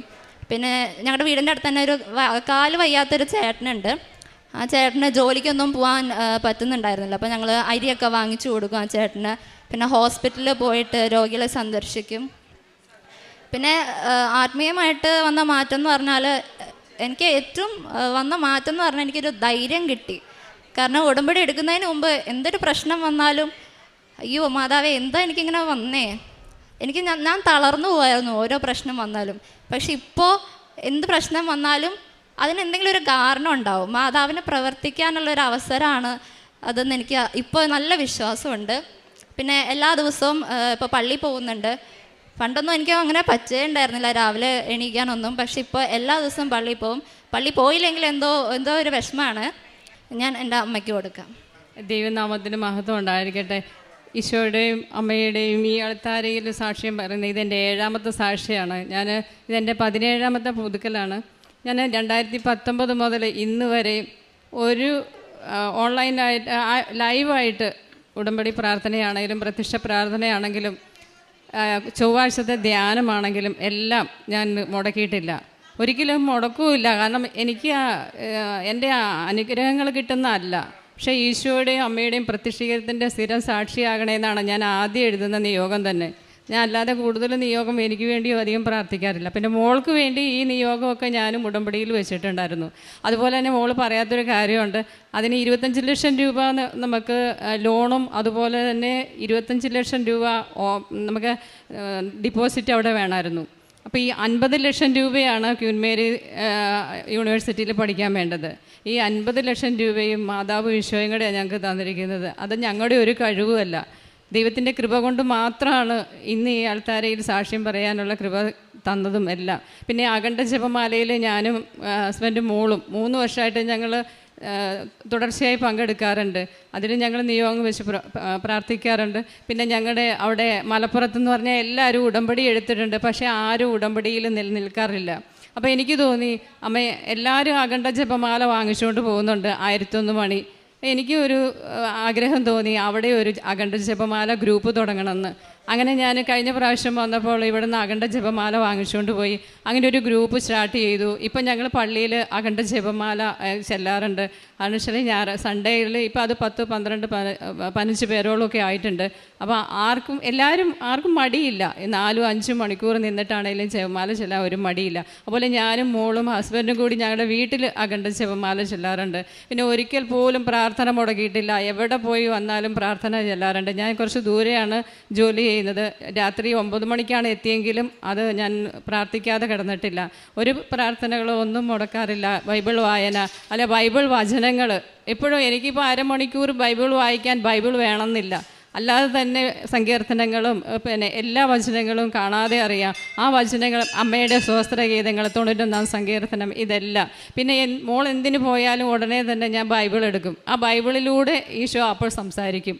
അപ്പോൾ ഈശോ നമ്മളോട് പറയും, അതിൽ റോമാ 8:18 നിങ്ങൾക്ക് വെളിപ്പെടാനിരിക്കുന്ന മഹത്വത്തെ തുലനം ചെയ്യുമ്പോൾ ഇപ്പോഴുള്ള കഷ്ടതകൾ തുലോ നിസ്സാരം. അങ്ങനെ ഓരോന്നും. യോഹന്നാൻ 16:33 ഈ വചനങ്ങളൊക്കെ എനിക്ക് തരും. പിന്നെ ദൈവത്തിൻ്റെ ശക്തമായ കരത്തിൻ കീഴിൽ നിങ്ങൾ താഴ്മയോടെ നിൽക്കുവിൻ, അവിടുന്ന് നിങ്ങളെ തക്ക സമയത്ത് ഉയർത്തിക്കൊള്ളൂ, നിങ്ങളുടെ ഉത്കണ്ഠകളെല്ലാം അവിടുത്തെ ഏൽപ്പിക്കുവിൻ, അവിടെ നിങ്ങളുടെ കാര്യത്തിൽ ശ്രദ്ധാലുവാണ്. 1 പത്രോസ് 5:6. വചനങ്ങൾ പറഞ്ഞ് പ്രാർത്ഥിച്ചാൽ മാത്രം മതി, ദൈവം അത്ഭുതം പ്രവർത്തിക്കും. അതിന് ഉത്തമ ഉദാഹരണങ്ങളാണ് ഞങ്ങൾ. ഇനിയും ഞങ്ങൾക്ക് അനുഗ്രഹങ്ങളല്ല, ഈശോയുടെയും അമ്മയുടെയും പ്രത്യക്ഷീകരണത്തിൻ്റെ സാക്ഷിയായി. അമ്മയുടെ പ്രത്യക്ഷീകരണം, അമ്മയുടെ പ്രത്യക്ഷപ്പെട്ടത് സത്യമാണെങ്കിൽ ആ പ്രത്യക്ഷീകരണം സഭയെ എത്രയും വേഗം ഏറ്റെടുക്കാൻ വേണ്ടി ഞാൻ പ്രാർത്ഥിക്കുന്നു. അതുപോലെ എനിക്കൊരു അനുഭവം ഉണ്ടായിട്ടുണ്ട്. പള്ളിയിൽ വെച്ചിട്ട് ഈശോ ഓസ്തി തരുന്നു, അമ്മ അടുത്ത് നിൽക്കുന്നു. അങ്ങനെ അനുഭവം ഉണ്ടായിട്ടുണ്ട്. പിന്നെ കുർബാന സ്വീകരിക്കാൻ നേരത്ത് ഈശോയുടെ പരിശുദ്ധ അമ്മയുടെ സുഗന്ധാഭിഷേകം അതെപ്പോഴും ഉണ്ടായിട്ടുണ്ട്. പിന്നീട് എന്നെ പേര് ചൊല്ലി ഒരു പ്രാവശ്യം ഞാൻ ഉറങ്ങുമായിരുന്നു. പെട്ടെന്ന് എൻ്റെ പേര് മോളി എന്ന് അങ്ങനെ 2-3 പ്രാവശ്യം വിളി. പെട്ടെന്ന് ഞാൻ നോക്കിയപ്പോൾ ഒരു രൂപം പോലെ അമ്മ മാതാവ് പോയി. ഞങ്ങൾക്ക് 2 പേർക്കും അതെ ഒരുപാട് സുഗന്ധാഭിഷേകം കിട്ടിയിട്ടുണ്ട്. അമ്മയുടെ പ്രസൻസ് എപ്പോഴും ഉണ്ടായിട്ടുണ്ട്.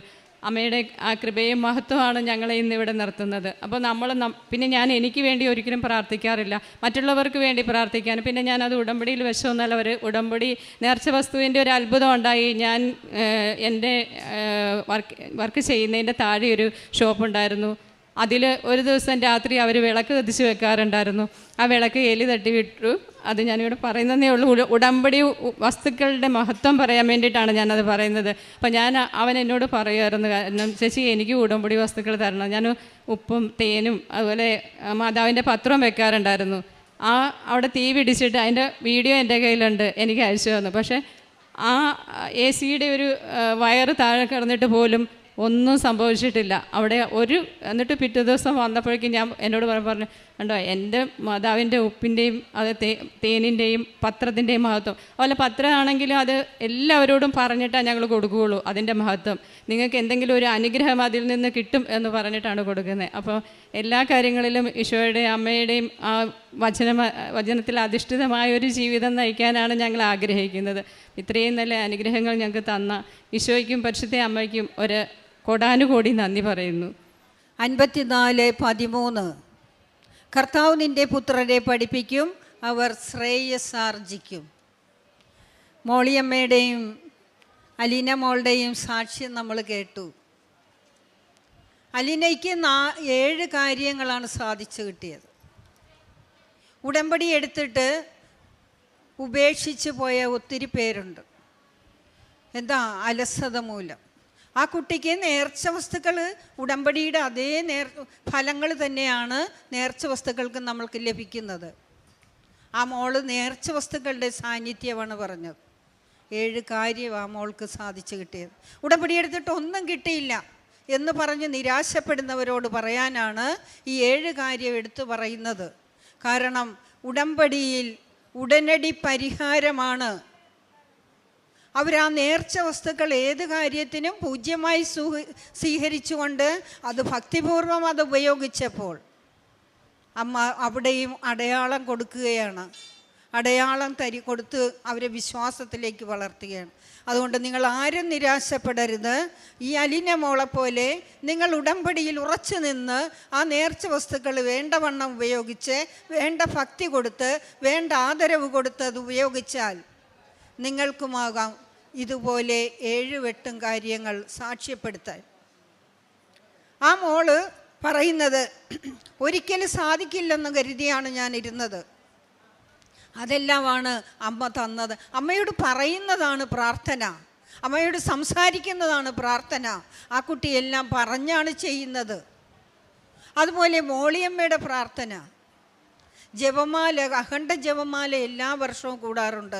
അവർ വീട്ടിൽ കൂടുന്നുണ്ട്. അവർ വീട്ടിൽ അച്ഛനും അമ്മയും മോളും കൂടി നടത്തുന്നുണ്ട്.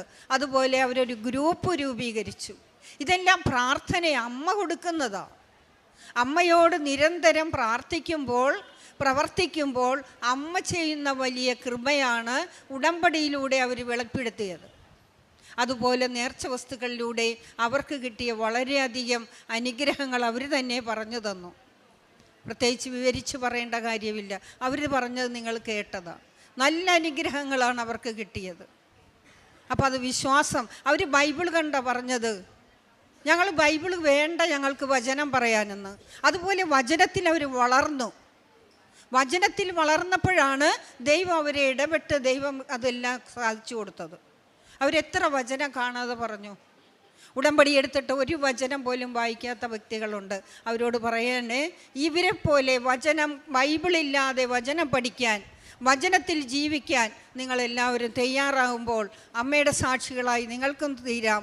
അങ്ങനെ അമ്മയുടെ പ്രതിഷീകരണത്തിൻ്റെ സ്ഥിരം സാക്ഷികളായി മാറാൻ പരിശുദ്ധമ്മ നിങ്ങളെ സമർത്ഥമായി അനുഗ്രഹിക്കും.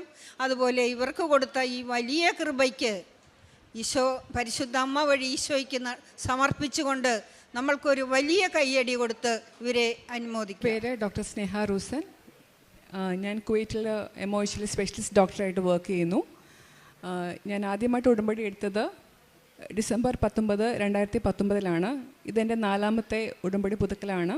ഞാൻ 2ാമത്തെ തവണയാണ് ഈ അൾത്താരിൽ നിന്ന് സാക്ഷ്യം പറയുന്നത്. എമോച്ച് ഞാൻ ഡോക്ടറായി ജോലി ചെയ്യുന്നതോടൊപ്പം എനിക്ക് അവിടെ പഠിപ്പിക്കാനുള്ള 2 സാഹചര്യങ്ങൾ വന്നു. ഒന്ന് MBBS സ്റ്റുഡൻസിനെ പഠിപ്പിക്കുവാനും ഒന്ന് റെസിഡൻസി, അതായത് നമ്മുടെ MD ഡോക്ടേഴ്സിനെ പഠിപ്പിക്കാനുള്ള സാധ്യതയും. MBBS ഡോക്ടേഴ്സിനെ പഠിപ്പിക്കാനുള്ള ഞാൻ പ്രാർത്ഥിച്ച് ആപ്ലിക്കേഷൻ ഇട്ടു, എനിക്കത് സാങ്ഷനായി.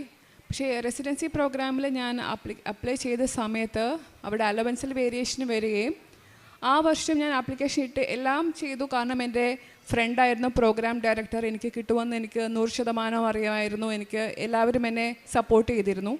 പക്ഷേ ഇങ്ങനൊരു വേരിയേഷൻ വന്നതുകൊണ്ട് ഞാൻ ആപ്ലിക്കേഷൻ പ്രാർത്ഥിച്ചൊക്കെയാണ് ഇട്ടത്. പക്ഷേ കിട്ടുമെന്ന് എനിക്ക് ഭയങ്കര കോൺഫിഡൻസ് ആയിരുന്നു. അപ്പോൾ എനിക്കൊരു ദിവസം ഒരു കോൾ വരികയാണ് എൻ്റെ പ്രോഗ്രാം ഡയറക്ടർ. അപ്പോൾ ഞാൻ വിചാരിച്ചു കൺഗ്രാജുലേഷൻ ഡോക്ടർ സ്നേഹ എന്ന് പറയാനാണ് വിളിക്കുന്നത് ഞാൻ വിചാരിച്ചു. പക്ഷേ എന്നോട് പറഞ്ഞു, സോറി, ഈ വർഷം പുതിയതായിട്ട് ആരെയും ആ ഒരു പോസ്റ്റിലേക്ക് എടുക്കുന്നില്ല എന്ന് യൂണിവേഴ്സിറ്റിയുടെ റൂൾ വന്നു എന്ന് പറഞ്ഞു. എനിക്ക് സങ്കടമായി. അപ്പോൾ ഞാൻ വിചാരിച്ചു കുഴപ്പമില്ല, ഒരു ട്യൂട്ടർ പോസ്റ്റ് എനിക്ക് കിട്ടിയല്ലോ. എന്നാലും എനിക്ക് PG സ്റ്റുഡൻസിനെ പഠിപ്പിക്കണമെന്ന് ഭയങ്കര ആഗ്രഹമായിരുന്നു. അപ്പോൾ ഞാൻ ഓൺലൈനായിട്ട് ഉടമ്പടി ധ്യാനം കൂടുമ്പോഴൊക്കെ പ്രാർത്ഥിക്കുന്നുണ്ട്. എന്നാലും ഈശോയെ മാതാവേ നിങ്ങൾക്ക് ഇഷ്ടമില്ലായിരിക്കും, ഇറ്റ്സ് ഓക്കെ എന്ന് ഞാൻ പറയുന്നുണ്ട്. അപ്പോൾ ഒരു ദിവസം 2022 ഞാൻ ഉടമ്പടി ധ്യാനം കൂടിക്കൊണ്ടിരുന്നപ്പോൾ എനിക്കൊരു ഈ കിംസ്, അതായത് കുവൈറ്റ് ഇൻസ്റ്റിറ്റ്യൂട്ട് ഓഫ് മെഡിക്കൽ സയൻസിൻ്റെ ഒരു ലിങ്ക് വരികയാണ്. കാരണം നമുക്കൊരു യൂസർ നെയിമും പാസ്വേഡും ഉണ്ട്. അതുകൂടാതെ ഒരു പുതിയ യൂസർ നെയിമും പാസ്വേഡും അവർ ക്രിയേറ്റ് ചെയ്ത് എനിക്ക് അയച്ചു തന്നിരിക്കുകയാണ്. അപ്പോൾ 1-2 ദിവസം ഞാൻ വിചാരിച്ചു ബൈ മിസ്റ്റേക്ക് ആയിരിക്കും. അപ്പോൾ ഞാൻ ഈ പ്രോഗ്രാം ഡയറക്ടറോട് ഞാൻ പറഞ്ഞു, എനിക്ക് ഇങ്ങനെ ഒരു ലിങ്ക് വന്നു. പുള്ളിക്കാർ പറഞ്ഞു, നിനക്ക് വന്ന ലിങ്ക് അല്ലേ, നീ ഒന്ന് അപ്ലൈ ചെയ്ത് നോക്ക്, പക്ഷേ പ്രതീക്ഷ വേണ്ട, കാരണം യൂണിവേഴ്സിറ്റി റൂളാണ്, എനിക്കൊന്നും ചെയ്യാൻ പറ്റത്തില്ല. ഞാൻ മാതാവിനോട് പ്രാർത്ഥിച്ച് ലൈറ്റ് ക്യാൻഡിൽ പ്രെയർ റിക്വസ്റ്റ് ഇട്ട് ഉടമ്പടി കാഴ്ചരൂപം വെച്ച് ശക്തമായി പ്രാർത്ഥിച്ചുകൊണ്ട് ഞാൻ ആ ആപ്ലിക്കേഷൻ ഇട്ടു. അവരെന്നോടൊന്നും പറഞ്ഞില്ല. പിന്നെ എനിക്ക് വരുന്നത് എൻ്റെ ഡ്യൂട്ടി റോസ്റ്ററാണ്, അത് പഠിപ്പിക്കാനുള്ള ടൈം ടേബിളാണ് എനിക്ക് അവർ അയച്ചു തരുന്നത്. അന്ന് മാതാവ് എനിക്കൊരു, കാരണം ഞാൻ കിട്ടില്ല എന്ന് പൂർണ്ണമായും ഉറപ്പിച്ചിരുന്ന കാര്യമായിരുന്നു. അന്ന് ആ സമയത്ത് അലവൻസ് കൂടിയ സമയത്ത് പുതുതായിട്ട് എടുത്ത ഏക ഡോക്ടർ ഞാൻ മാത്രമായിരുന്നു ആ ഒരു ഡിവിഷനിൽ. അങ്ങനെ മാതാവ് എനിക്കൊരു വലിയൊരു കാര്യം ചെയ്തു തന്നു. 2019 തൊട്ട് ഞാൻ ഉടമ്പടിയിൽ വെച്ച ഒരു കാര്യമായിരുന്നു, എനിക്ക് FRC പാത്ത് എക്സാം പാസ്സാവണം. FRC പാത്ത് എന്ന് വെച്ചാൽ അതൊരു UK ഫെലോഷിപ്പ് എക്സാമാണ്, Fellow of Royal College of Pathologist എന്നുള്ള. ഞാൻ ഉടമ്പടി വെച്ചിരുന്നെങ്കിലും എനിക്ക് അവിടെ ജോലിയുണ്ട്, കുട്ടികളുണ്ട്, ഭയങ്കര തിരക്കാണ്. നാട്ടിലെ പോലെയല്ല, നമ്മൾ ഫുള്ളി ബിസിയാണ്. അപ്പോൾ എനിക്കതിനെ പഠിക്കാനോ പ്രിപ്പയർ ചെയ്യാനോ ഒന്നും സമയം ഉണ്ടായിരുന്നില്ല. ഞാൻ ഉടമ്പടി പുതുക്കുമ്പോഴൊക്കെ എൻ്റെ ആഗ്രഹമായതുകൊണ്ട് ഞാനത് വെച്ചു. പക്ഷെ മാതാവ് 2022 തൊട്ട് ഇങ്ങനെ ഈ ടീച്ചിങ് പൊസിഷനിലേക്ക് എന്നെ മാറ്റി എന്നെ ഒരുക്കുകയായിരുന്നു. കാരണം ഇതൊരു എക്സാം എഴുതണമെങ്കിൽ നമ്മളൊരു അക്കാഡമിക്കായിട്ട് നമ്മൾ മാറണം, ഡോക്ടറായിട്ട് ഡ്യൂട്ടി ചെയ്താൽ മാത്രം പോരാ. അപ്പോൾ ഒരു അക്കാഡമിഷ്യനായി എന്നെ ഉയർത്തി ഞാൻ ഡോക്ടേഴ്സിനെ ട്രെയിൻ ചെയ്യാൻ തുടങ്ങി. അതോടൊപ്പം ഞാൻ സ്വയം ട്രെയിൻഡ് ആവുകയായിരുന്നു. 2024 എനിക്ക് ശക്തമായ തോന്നൽ, കാരണം ഈ എക്സാം ഒരു വർഷം 2 പ്രാവശ്യമുണ്ട്, സെപ്റ്റംബറിലും പിന്നെ ഏപ്രിൽ മെയ് സമയത്തും ഉണ്ട്. അപ്പം 2024 ജൂലൈ ആയപ്പം അത് ആപ്ലിക്കേഷൻ ക്ലോസ് ചെയ്യുന്ന സമയമായി. അപ്ലൈ ചെയ്യും എനിക്ക് ശക്തമായ തോന്നൽ. അപ്പോൾ ഞാൻ പറഞ്ഞു ഹസ്ബൻഡിനോട് എന്നാൽ ഒന്ന് ട്രൈ ചെയ്ത് നോക്കാം, കാരണം നമുക്ക് അറിയത്തില്ല ഇതിൻ്റെ പാറ്റേൺ എങ്ങനെയാണ്, നമ്മൾ UK ട്രെയിൻഡ് അല്ല.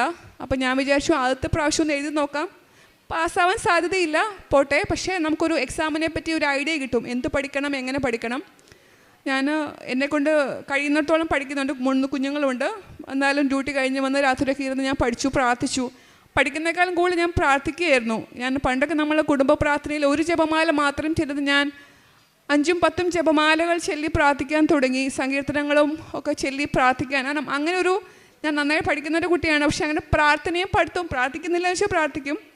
പക്ഷേ നമ്മുടെ ജീവിതത്തിൽ അങ്ങനെ ഒരു പ്രാർത്ഥന കൊണ്ട് നമുക്ക് കാര്യങ്ങൾ ചെയ്തെടുക്കാം എന്ന് എന്നെ പഠിപ്പിച്ചത് ഈ ഉടമ്പടിയാണ്. അപ്പോൾ ഞാൻ സെപ്റ്റംബറിൽ എക്സാം എഴുതി. ഞാൻ ഇതുവരെ ഈ ജപമാല റാലിയിൽ പങ്കെടുത്തിട്ടില്ല. അപ്പോൾ ഞാനും എൻ്റെ ജീവിത പങ്കാളിയും തീരുമാനിച്ചു ഒക്ടോബറിൽ ഞങ്ങൾ വന്ന് ഈ നിയോഗം സമർപ്പിച്ച് അഖണ്ഡ ജപമാലയിൽ സംബന്ധിക്കും. ഞങ്ങൾ വന്നു, ഞങ്ങളോടൊപ്പം ഞങ്ങളുടെ സഹോദരങ്ങളെ 8 പേര് ഞങ്ങൾ ഒരുമിച്ച് ഇവിടെ വന്നു. ഞങ്ങൾ അഖണ്ഡ ജപമാല എല്ലാവരും നന്നായി പ്രാർത്ഥിച്ച് അത് പൂർണ്ണമാക്കി. ഒക്ടോബറിൽ കഴിഞ്ഞ് നവംബറിൽ റിസൾട്ട് വന്നു. ഞങ്ങൾ 2 പേരാണ് കുവൈറ്റിൽ നിന്ന് എഴുതിയത്. പക്ഷേ ദൈവകൃപയാൽ എനിക്ക് ആ ഫസ്റ്റ് അറ്റംപ്റ്റിൽ പാർട്ട് 1 എക്സാം ക്ലിയറായി. അത് നമുക്ക് ഡിപ്ലോമേറ്റ് എന്ന പൊസിഷനാണ് കിട്ടുക. അപ്പോൾ ആ റിസൾട്ട് വരുന്നതിന് മുമ്പ് എനിക്കൊരു 65 എന്നൊരു നമ്പർ എൻ്റെ മനസ്സിലേക്ക് മാധവ് കാണിക്കുന്നുണ്ട്. ഇപ്പോൾ 65 എന്നുള്ളത് എന്താണെന്ന് എനിക്കറിയില്ല, എൻ്റെ മാർക്കായിരിക്കാം. 65% കിട്ടിയാൽ ചിലപ്പോൾ പാസ്സാവാതിരിക്കാം, കാരണം ഇതിൻ്റെ ഒരു പെർസെൻറ്റേജിലാണ് അവരെടുക്കുക. അപ്പോൾ റിസൾട്ട് വന്നപ്പം ആ വർഷത്തെ 65 ആയിരുന്നു കട്ട് ഓഫ്. പക്ഷേ മാധവ് എനിക്ക് 75% മാർക്ക് തന്ന് ഉന്നതമായ വിജയം ഈശോയിലൂടെ ഈശോയിൽ നിന്ന് എനിക്ക് വാങ്ങിത്തന്നു. അത് കഴിഞ്ഞ് പിന്നെ സെക്കൻഡ് മൊഡ്യൂൾ യൂഷ്വലി ആരും ഉടനെ എഴുതാറില്ല, കാരണം നമുക്ക് കുറേ സമയം വേണം പ്രിപ്പയർ ചെയ്യാൻ. അപ്പം എൻ്റെ ഹസ്ബൻഡ് പറഞ്ഞു, നീ ഉടമ്പടി എടുത്തതല്ലേ, അപ്പം നമ്മുടെ മെറിറ്റല്ല നോക്കുന്നത്. അപ്പോൾ ഞാൻ പറഞ്ഞു എനിക്ക് പഠിക്കാൻ സമയമില്ല, അത്രയും പോരാ. അതും 2 മൊഡ്യൂളാണുള്ളത്, മൊഡ്യൂൾ 1ഉം മൊഡ്യൂൾ 2ഉം. അതിന് ഒരുപാട് പ്രിപ്പയർ ചെയ്യാനുണ്ട്, നമുക്ക് ജോലിയോടൊപ്പം അത് ചെയ്യാൻ ഭയങ്കര ബുദ്ധിമുട്ടാണ്. അപ്പോൾ ഞാൻ പറഞ്ഞാൽ ഒരു മൊഡ്യൂൾ മാത്രം എഴുതാം, അടുത്ത മൊഡ്യൂൾ അടുത്ത പ്രാവശ്യം. അപ്പോൾ നമ്മൾ 2 പ്രാവശ്യം UK പോകണം, അതിൻ്റെ ട്രാൻസ്പോർട്ടേഷൻ, വിസ, അക്കോമഡേഷൻ ഇതെല്ലാം എക്സ്പെൻസീവാണ്, എക്സാമും എക്സ്പെൻസീവാണ്.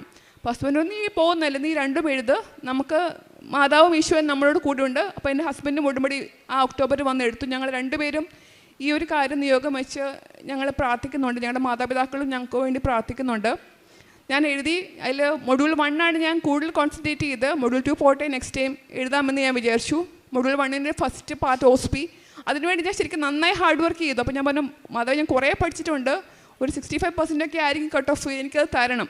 പക്ഷേ എക്സാം എഴുതിക്കൊണ്ടിരുന്നപ്പോൾ എനിക്ക് മനസ്സിലായി എനിക്കൊരു 50% കാര്യങ്ങൾ എനിക്ക് അറിയത്തുള്ളൂ, ബാക്കി കാര്യങ്ങൾ എനിക്ക് ഭയങ്കര വേഗ് ഐഡിയ ആണ്. അപ്പോൾ ഞാൻ പഠിച്ച കാര്യങ്ങൾ എനിക്ക് ഓർമ്മിപ്പിച്ച് തരണമെന്ന് ഞാൻ പ്രാർത്ഥിച്ചു. കാരണം എൻ്റെ മെറിറ്റിലാണ് അവിടെ ഞാൻ വിശ്വസിച്ചതെന്ന് എനിക്ക് ആ എക്സാം എഴുതുമ്പോഴാണ് എനിക്ക് മനസ്സിലായത്. എൻ്റെ കയ്യിൽ ഉടമ്പടി കാശുരൂപമുണ്ട്, ഉടമ്പടി ഉപ്പ് എൻ്റെ കയ്യിൽ ഞാൻ കുറച്ച് എടുത്തിട്ടുണ്ട്, തൈലം പൂശിയാണ് കയറിയത്. അപ്പോൾ ഞാൻ കാശുരൂപത്തെ മുറുക്കെ പിടിച്ച് പറഞ്ഞു, മാതാവേ എന്നോട് ക്ഷമിക്കണേ, എൻ്റെ മെറിറ്റല്ല, എൻ്റെ മെറിറ്റ് എനിക്ക് കിട്ടത്തില്ല, not by merit but by grace. പക്ഷെ ഞാൻ എല്ലാ ക്വസ്റ്റ്യനും ഞാൻ എഴുതി, എനിക്ക് എന്താ എഴുതിയെന്ന് അറിയില്ല. ചിലപ്പോൾ ഞാൻ പണ്ട് MBBSൻ്റെ പഠിച്ച കാര്യങ്ങളായിരിക്കാം, അല്ല MDക്ക് ഞാൻ പഠിച്ച കാര്യങ്ങളായിരിക്കാം. ഈ എക്സാമിന് വേണ്ടി ഞാൻ പ്രിപ്പയർഡ് അല്ല, പക്ഷേ എനിക്ക് പല കാര്യങ്ങളും പല ഗൈഡ് ലൈൻസും ഒക്കെ മാതാവ് എനിക്ക് ഓർമ്മിപ്പിച്ച് തന്നു. പക്ഷേ എക്സാം കഴിഞ്ഞപ്പോൾ ഞാൻ കരഞ്ഞുകൊണ്ട് ഇറങ്ങിയത്, കാരണം ആ ഒരു പാർട്ട് അതായിരിക്കും എനിക്ക് ഏറ്റവും ഈസി എന്നാണ് ഞാൻ വിചാരിച്ചത്. പക്ഷേ അങ്ങനെ നടന്നില്ല. അതിൻ്റെ പ്രാക്ടിക്കൽ എനിക്ക് ടഫായിരുന്നു. നെക്സ്റ്റ് ഡേക്ക് വേണ്ടി ഒന്നും പ്രിപ്പയർ ചെയ്യാൻ പറ്റിയില്ല, കാരണം 5 മണി വരെ എക്സാം ഉണ്ടായിരുന്നു. ഞാൻ താമസിക്കുന്നതിനേക്ക് 1 hour ട്രാവൽ കഴിഞ്ഞ് ഞാൻ ഭയങ്കര ടയേർഡാണ്. ചെന്ന് ഞാനൊരു പള്ളിയുണ്ട്, അവിടെ പള്ളി കുർബാനയ്ക്ക് പോകുമായിരുന്നു, ഇംഗ്ലീഷ് കുർബാനയാണ്. ഞാൻ പ്രാർത്ഥിച്ചു. ഞാൻ പിന്നെ പിറ്റേ ദിവസം രാവിലെ എക്സാമിന് വന്നു. അപ്പോൾ എനിക്കൊരു പ്രതീക്ഷയില്ല, അപ്പോൾ നെക്സ്റ്റ് ടൈം എന്തായാലും വരണം. അത് ഈ സമയത്ത് ഞാൻ വെക്കേഷന് വരുവാണ്, അപ്പോൾ ഈ സെപ്റ്റംബറിൽ പറ്റത്തില്ല. സോ 2026 ഏപ്രിൽ എനിക്കൊരു ചാൻസ് ഉള്ളൂ എന്ന് ഞാൻ വിചാരിച്ചു. പക്ഷേ സെക്കൻഡ് മൊഡ്യൂൾ എനിക്കെല്ലാം ഒരു 6 മെയിൻ ക്വസ്റ്റ്യൻസിൽ 4 എനിക്ക് അറിയാൻ പറ്റുന്നു. അപ്പോൾ എനിക്കൊരു പ്രതീക്ഷ വന്നു, അപ്പോൾ ചിലപ്പോൾ മൊഡ്യൂൾ 2 കിട്ടുമായിരിക്കും എന്ന് ഞാൻ പ്രതീക്ഷിച്ചു. എന്നാൽ ഞാൻ പിന്നെ ഒത്തിരി ഞാൻ പ്രാർത്ഥിക്കാൻ തുടങ്ങി, കാരണം എൻ്റെ കഴിവുകൊണ്ട് എനിക്ക് കിട്ടില്ല എന്ന് ഞാൻ 100% എനിക്ക് മനസ്സിലായി. നന്നായി പ്രാർത്ഥിച്ചു. ഞങ്ങൾക്ക് കുവൈറ്റിലൊരു അഖണ്ഡ ജപമാല ഗ്രൂപ്പുണ്ട്, അവിടെ വെള്ളിയാഴ്ചകളിൽ അഖണ്ഡ ജപമാലയുണ്ട്. ഞങ്ങൾ 2 പേരും പങ്കെടുക്കാറുണ്ട്. അപ്പോൾ ഞങ്ങൾ ഈ നിയോഗം സമർപ്പിച്ച് അവിടെയും പ്രാർത്ഥിച്ചുകൊണ്ടിരുന്നു. റിസൾട്ട് വന്നപ്പം എൻ്റെ കൂടെ എനിക്ക് UK നിന്ന് കുറച്ച് ഫ്രണ്ട്സിനെ, അവിടുത്തെ ആൾക്കാർ നമുക്ക് സ്റ്റഡി ഗ്രൂപ്പ് ഉണ്ടായിരുന്നു, കാരണം നമുക്ക് അവിടുത്തെ കാര്യങ്ങൾ അറിയില്ല. അവരൊക്കെ എന്നെ ഒത്തിരി ഹെൽപ്പ് ചെയ്തു. അതിനുവേണ്ടി മാതാവ് അവരെ ഒരുക്കി. പക്ഷെ അവരിൽ പലർക്കും വിജയം നേടാൻ സാധിച്ചില്ല. പക്ഷെ മാതാവ് അത്ഭുതകരമായി എന്നെ ഉയർത്തി. ഒരു 7 months ഗ്യാപ്പിൽ എനിക്ക് 2 എക്സാമും ക്ലിയർ ചെയ്ത് ഞാനിപ്പം fellow of Royal College of pathologist എന്ന ടൈറ്റിലോട് കൂടി ഇവിടെ നിൽക്കുകയാണ്. ഒത്തിരി സന്തോഷവും ഒത്തിരി നന്ദിയോടും കൂടി നിൽക്കുന്നു. ഈശോയോടും മാതാവിനോടും നന്ദി പറയുന്നു. ഇതിൻ്റെ ഒരു വലിയൊരു സാക്ഷ്യമാണ് ഈ ഉടമ്പടി വഴി. ഒത്തിരി കാരണം പണ്ട് ഞങ്ങൾ കുടുംബ പ്രാർത്ഥന വെച്ച് കടക്കാൻ നേരത്തെ ഒരു സ്വർഗസ്നായ പിതാവേ ഒരു വിശ്വാസ പ്രമാണവും ചൊല്ലിക്കടന്ന്, കാരണം നമുക്കറിയാം NRIs ആണ്, നമ്മൾ തിരക്കാണ്, നമ്മുടെ പ്രയോറിറ്റികൾ മാറും. ചിലപ്പം വീക്കെൻഡ്സിൽ പുറത്തു പോവും, അപ്പോൾ പ്രാർത്ഥന ഉണ്ടാവില്ല. അതിൽ നിന്നൊക്കെ മാറി ഇപ്പം ഞങ്ങൾ പുറത്ത് പോവുകയാണെങ്കിൽ അതിന് മുമ്പ് തന്നെ പ്രാർത്ഥിച്ച്, അതും 2 ജപമാലയൊക്കെ ഒന്നിച്ച് മുട്ടിക്കുത്തി നിന്ന് പ്രാർത്ഥിക്കാനുള്ള ഒരു ദൈവാനുഗ്രഹം ഞങ്ങൾക്ക് എല്ലാവർക്കും തന്നു. അതേപോലെ ഡെയിലി ദിവ്യബലിയിൽ പങ്കെടുക്കാൻ, കാരണം അതൊക്കെ ചിലപ്പോൾ വീക്കെൻഡ്സിലോ അല്ലെ ഫ്രൈഡേ സാറ്റർഡേ മാത്രം നമുക്ക് ചെയ്തുകൊണ്ടിരുന്ന കാര്യങ്ങളായിരുന്നു. അതൊക്കെ നല്ല ഭക്തിയോടുകൂടെ ഈ പ്രാർത്ഥനയുടെ ഒരു ആഴം മനസ്സിലാക്കി ചെയ്യുവാൻ ഉടമ്പടി ഒരുപാട് സഹായിച്ചു. അതുപോലെ നമുക്ക് സാധിക്കുന്ന രീതിയിൽ സാമ്പത്തികമായും കാരുണ്യ പ്രവൃത്തികൾ ചെയ്യുവാൻ മാതാവ് ഞങ്ങളെ ഒരുക്കുന്നു. ഈ അഖണ്ഡ ജപമാല ഗ്രൂപ്പ് വഴി ഞങ്ങൾ ഒരുപാട് കാരുണ്യ പ്രവൃത്തികൾ ചെയ്യാൻ സാധിക്കുന്നു. പ്രേക്ഷിത പ്രവർത്തനമായി ഇവിടുന്ന് ഞങ്ങൾ പത്രങ്ങൾ വാങ്ങിച്ചുകൊണ്ട് പോകും. അവിടെ ഈവൻ നോൺ ക്രിസ്ത്യൻസിനും അല്ലെങ്കിൽ നമ്മുടെ ഇന്ത്യൻസ് അല്ലാത്തവർക്കുമൊക്കെ നമുക്ക് ഈ പത്രം വിതരണം ചെയ്യുവാനും നമ്മുടെ മാതാവിനെ പറ്റി അവരോട് സംസാരിക്കുവാനും ദൈവം നമ്മളെ ഒരുക്കുന്നു. അതുപോലെ ഡെയിലി ബ്രെഡും ഉടമ്പടി ആരാധനകളും സാക്ഷ്യങ്ങളും ഒക്കെ ഷെയർ ചെയ്തുകൊണ്ട് പ്രേക്ഷിത പ്രവർത്തനം ചെയ്യുന്നു. ഞങ്ങളിതിനെ എപ്പോഴും എൻ്റെ അച്ഛൻ പറയുന്ന പോലെ ഒരു പ്രാർത്ഥനയുണ്ട്, യേശു കർത്താവാണ്, കൃപാസന പ്രസാദകരും മാതാവേ, അമ്മയുടെ പ്രതിഷ്ഠീകരണത്തിൻ്റെ സ്ഥിരം സാക്ഷിയായി എന്നെയും എൻ്റെ കുടുംബത്തെയും ഉയർത്തണമേ എന്നുള്ള പ്രാർത്ഥന. അത് വളരെ ശക്തമായ പ്രാർത്ഥനയാണ്. ഈ പ്രാർത്ഥന എത്തിച്ചുകൊണ്ടാണ് എന്ത് കാര്യങ്ങളും പുതുതായുള്ള ഏത് കാര്യങ്ങളും ചെയ്യുന്നത്. കാരണം ഈ എക്സാം സമയത്ത് ശാരീരികമായിട്ട് ഒത്തിരി സ്ട്രെസ്ഡ് ആയതുകൊണ്ടായിരിക്കാം ഒരുപാട് അസുഖങ്ങൾ, ഇൻഫെക്ഷൻ കണ്ടിന്യൂസ് ആയിട്ട് വരുന്നു. അതുപോലെ ജോലി സ്ഥലത്ത് ഒരുപാട് പ്രതിസന്ധികൾ, കാരണം എനിക്കിനി പഠിക്കാൻ പറ്റില്ല എന്ന രീതിയിലേക്ക് ഞാൻ വന്നു. കാരണം എൻ്റെ കൊളീഗ്സൊക്കെ പല കാരണങ്ങൾ കൊണ്ട് അവർ ലീവ് എടുത്ത് പോകുന്നു. അപ്പം ഡ്യൂട്ടി മുഴുവൻ ഹാൻഡിൽ ചെയ്യണം, അതോടൊപ്പം പഠിക്കണം, എല്ലാം കൂടിയായിരുന്നു. പക്ഷേ അപ്പം എൻ്റെ കഴിവില്ല എന്ന് ഞാൻ പൂർണ്ണമായിട്ട് എന്നെ മാതാവ് മനസ്സിലാക്കി. കാരണം എനിക്ക് പഠിക്കാൻ സമയമില്ല, ആരോഗ്യമില്ല, ഞാൻ വളരെ സ്ട്രെസ്ഡ് ആയിരുന്നു.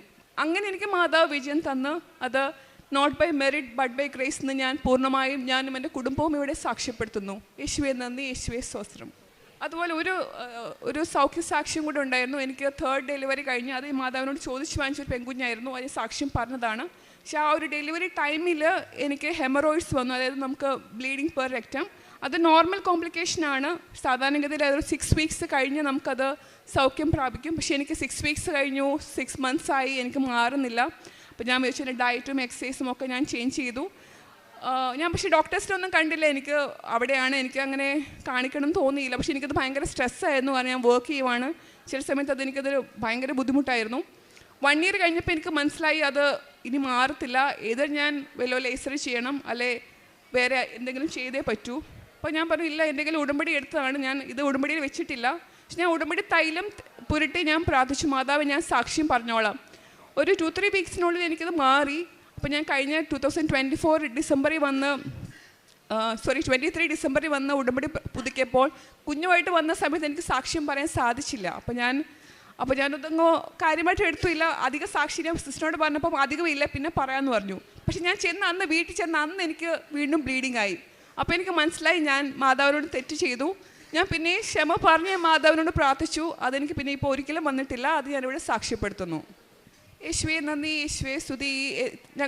എനിക്കും എൻ്റെ കുടുംബത്തിനും തന്ന എല്ലാ അനുഗ്രഹങ്ങൾക്കും ഞങ്ങൾ നന്ദി പറയുന്നു. യോഹന്നാൻ 15:7-8 തിരുവചനങ്ങൾ.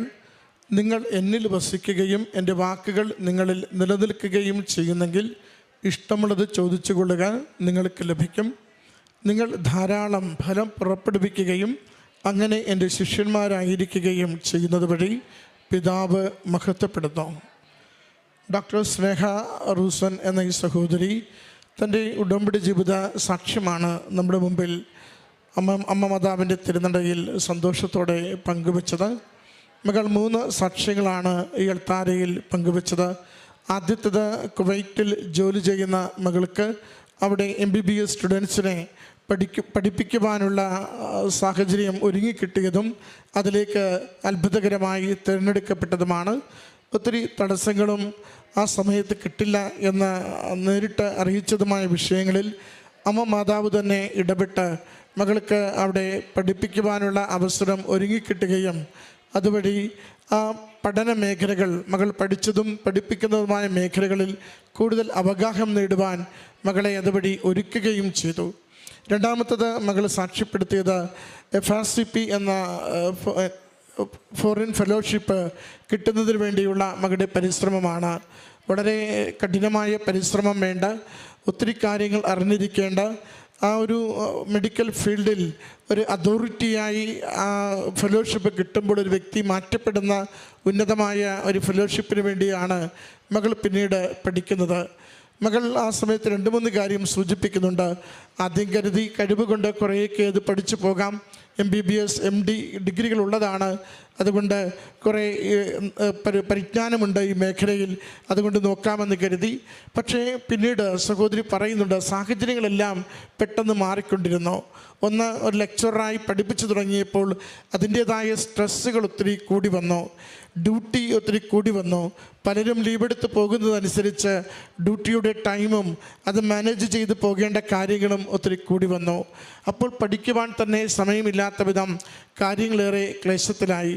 വായിക്കാനുള്ളതിലേറെ വിശാലമായിട്ട് വാസ്റ്റായിട്ട് അതിൻ്റെ പാഠ്യഭാഗങ്ങളും പഠിക്കുവാനുള്ള കാര്യങ്ങളുമൊക്കെ മകൾക്ക് കിടപ്പുണ്ടായിരുന്നു. പിന്നെ ഇത് ഇൻ്റർനാഷണലി വളരെ റെപ്യൂട്ടഡ് ആയിട്ടുള്ള ഒരു എക്സാം ആയതുകൊണ്ട് അതിനു വേണ്ടുന്ന ഒരുക്കം നിസ്സാരമായി ചെയ്യാൻ സാധിക്കുന്നതുമായിരുന്നില്ല. അതുകൊണ്ടാണ് മകൾ പറയുക, ഞാൻ ഉടമ്പടി തൈലം പൂശി, ഉടമ്പടി ഉപ്പ് കരത്തിൽ ചേർത്ത് പിടിച്ച്, ഉടമ്പടി കാശുരൂപം ധരിച്ചാണ് FRCP പരീക്ഷയ്ക്ക് വേണ്ടി ഞാൻ തയ്യാറെടുത്ത് പോയത്. ആദ്യത്തെ ഒരു പരീക്ഷ എഴുതുമ്പോൾ തന്നെ എനിക്ക് മനസ്സിലായിരുന്നു ഇതെൻ്റെ കഴിവ് കൊണ്ട് എനിക്ക് നേടാനാവില്ല. കാരണം എനിക്ക് പലതും അതിൽ നോക്കി മനസ്സിലാക്കിയെടുക്കുവാൻ പോലും പറ്റുന്നില്ല. അമ്മയുടെ കരങ്ങളിലേക്ക് പൂർണ്ണമായി സമർപ്പിച്ചു കൊണ്ടിരുന്നു. മകൾ പറയുന്നുണ്ട്, 7 മാസത്തെ ഗ്യാപ്പിനുള്ളിൽ അതിൻ്റെ 2 പരീക്ഷകളും 2 മൊഡ്യൂൾ പരീക്ഷകളും വിജയിച്ചുകൊണ്ട് FRCP എന്ന ആ ഒരു ഫെലോഷിപ്പ്, റെപ്യൂട്ടഡ് ആയിട്ടുള്ള ഒരു ഫെലോഷിപ്പ് സ്വന്തമാക്കിയാണ് ഇന്ന് അമ്മയുടെ ഈ നടയിൽ സന്തോഷത്തോടെ സാക്ഷ്യപ്പെടുത്തുന്നത്.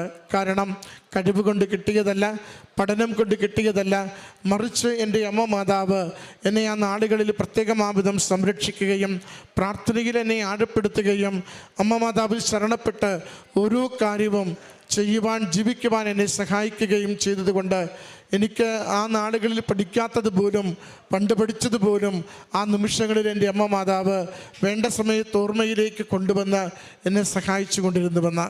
പ്രിയമുള്ളവരെ, മകളുടെ വാക്കുകളിൽ ശ്രദ്ധിക്കേണ്ടത്, ഏറെ തിരക്കുള്ള ഒരു ഡോക്ടറാണ്, ഒത്തിരി ഉത്തരവാദിത്തങ്ങൾ, ഒത്തിരി പഠന മേഖലകൾ ഒക്കെ ഉള്ളപ്പോഴും അനുദിന ദിവ്യബലി മുടങ്ങാതെ പങ്കുചേരുന്നതിൻ്റെ ആ ഒരു സന്തോഷം മകൾ പങ്കുവയ്ക്കുന്നുണ്ട്. നമ്മൾ പലപ്പോഴും അനുദിന ദിവ്യബലിയിൽ നിന്ന് ഉടമ്പടിയിൽ ജീവിക്കുന്നവർ ഒഴിവ് കണ്ടെത്താൻ വേണ്ടി ചിലപ്പോൾ നോക്കാറുണ്ട്. പ്രത്യേകിച്ച് കാരണമോ തിരക്കോ ഒന്നുമില്ലെങ്കിൽ നാം എന്തെങ്കിലും ചെറിയ കാര്യങ്ങൾ പറയും, എന്തെങ്കിലും അല്പം ദൂരക്കൂടുതൽ പറയും, ഒക്കെ പറഞ്ഞ് ആ അനുദിന ദിവ്യബലിയിൽ നിന്ന് നമ്മൾ ഒഴിഞ്ഞു മാറാൻ നോക്കാറുണ്ട്. അനുദിന ദിവ്യബലി നമ്മുടെ ജീവിതത്തിൽ ലഭിക്കുന്ന ഏറ്റവും വലിയൊരു അനുഗ്രഹമാണ്.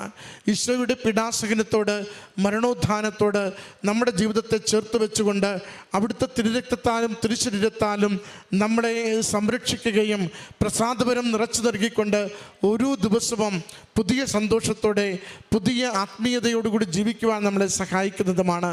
മകൾ തൻ്റെ ഏറ്റവും ബിസി ഹെക്റ്റിക് ഷെഡ്യൂളിൽ പോലും ഒരിക്കൽ പോലും എന്താണോ ഉടമ്പടിയോട് ചേർന്നുള്ളത് ആ ഉടമ്പടി ജീവിതത്തിൽ നിന്ന് പിന്മാറാൻ ഒരിക്കലും മകൾ നോക്കിയിട്ടില്ല.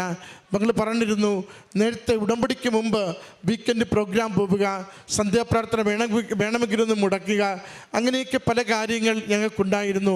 ഉടമ്പടി എടുത്ത നാൾ മുതൽ അത് അനുദിന ദിവ്യബലിയിലുള്ള പങ്കാളിത്തം, രാവിലെയും വൈകുന്നേരമുള്ള പ്രാർത്ഥനകളിലുള്ള സ്ഥിരത, കാരുണ്യ പ്രവൃത്തികൾ ചെയ്യുവാനുള്ള തീഷ്ണത, മറ്റുള്ളവരോട് ഏറ്റവും കരുണയോടും സ്നേഹത്തോടും കൂടി ഒരു ദൈവസ്നേഹം ദൈവസ്നേഹത്തോടെ മറ്റുള്ളവർക്ക് ജീവിതം പങ്കുവയ്ക്കുവാനുള്ള സന്മനസ്, അതൊക്കെ ഉടമ്പടിയിലൂടെ കൈമാറിയതാണ്.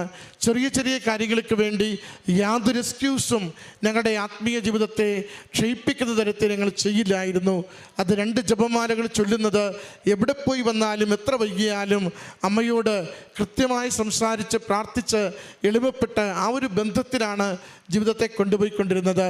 ഇത്രയും എനിക്ക് ഡിഗ്രികളും ജോലിയും ഉണ്ടെങ്കിൽ കൂടിയും മറ്റൊരാളോട് അമ്മയെക്കുറിച്ച് പറയുവാൻ, വിശ്വാസത്തിൽ ബലപ്പെടുവാൻ, ദൈവസ്നേഹത്തിൽ വളരുവാൻ വേണ്ടി എൻ്റെ അധരം കൊണ്ടവരോട് വിശ്വാസ കൈമാറ്റത്തിന് ഞാൻ എപ്പോഴും ശ്രദ്ധിക്കുമായിരുന്നുവെന്ന പ്രിയമുള്ളവരെ, നമ്മളെ തന്നെ എളിമപ്പെടുത്തുമ്പോൾ നമുക്കത് ദൈവസന്നിധിയിൽ വലിയ കൃപയ്ക്കുള്ള കാരണമായിത്തീരുന്നു. നമ്മുടെ ജീവിതത്തെ തന്നെ ദൈവനാമത്തെ മഹത്വപ്പെടുത്തുവാനായി വിട്ടുകൊടുക്കുമ്പോൾ ദൈവം നമ്മുടെ ജീവിതത്തിൽ ഏതൊരു ക്ലേശ വിഷയങ്ങളിലും ഇടപെട്ടുകൊണ്ട് നമുക്ക് അനുഗ്രഹത്തിൻ്റെ വഴിയൊരുക്കി തരുന്നത് അനുഭവിക്കുവാനാവും. ഡോക്ടർ പറഞ്ഞ മറ്റൊരു വിഷയം, തനിക്ക് വന്ന ശാരീരികമായൊരു രോഗാവസ്ഥയാണ്. 3ാമത്തെ കുഞ്ഞ് അമ്മ മാതാവിനോട് ചോദിച്ച് ഞാൻ വാങ്ങിയത് ലഭിച്ചതുമാണ്.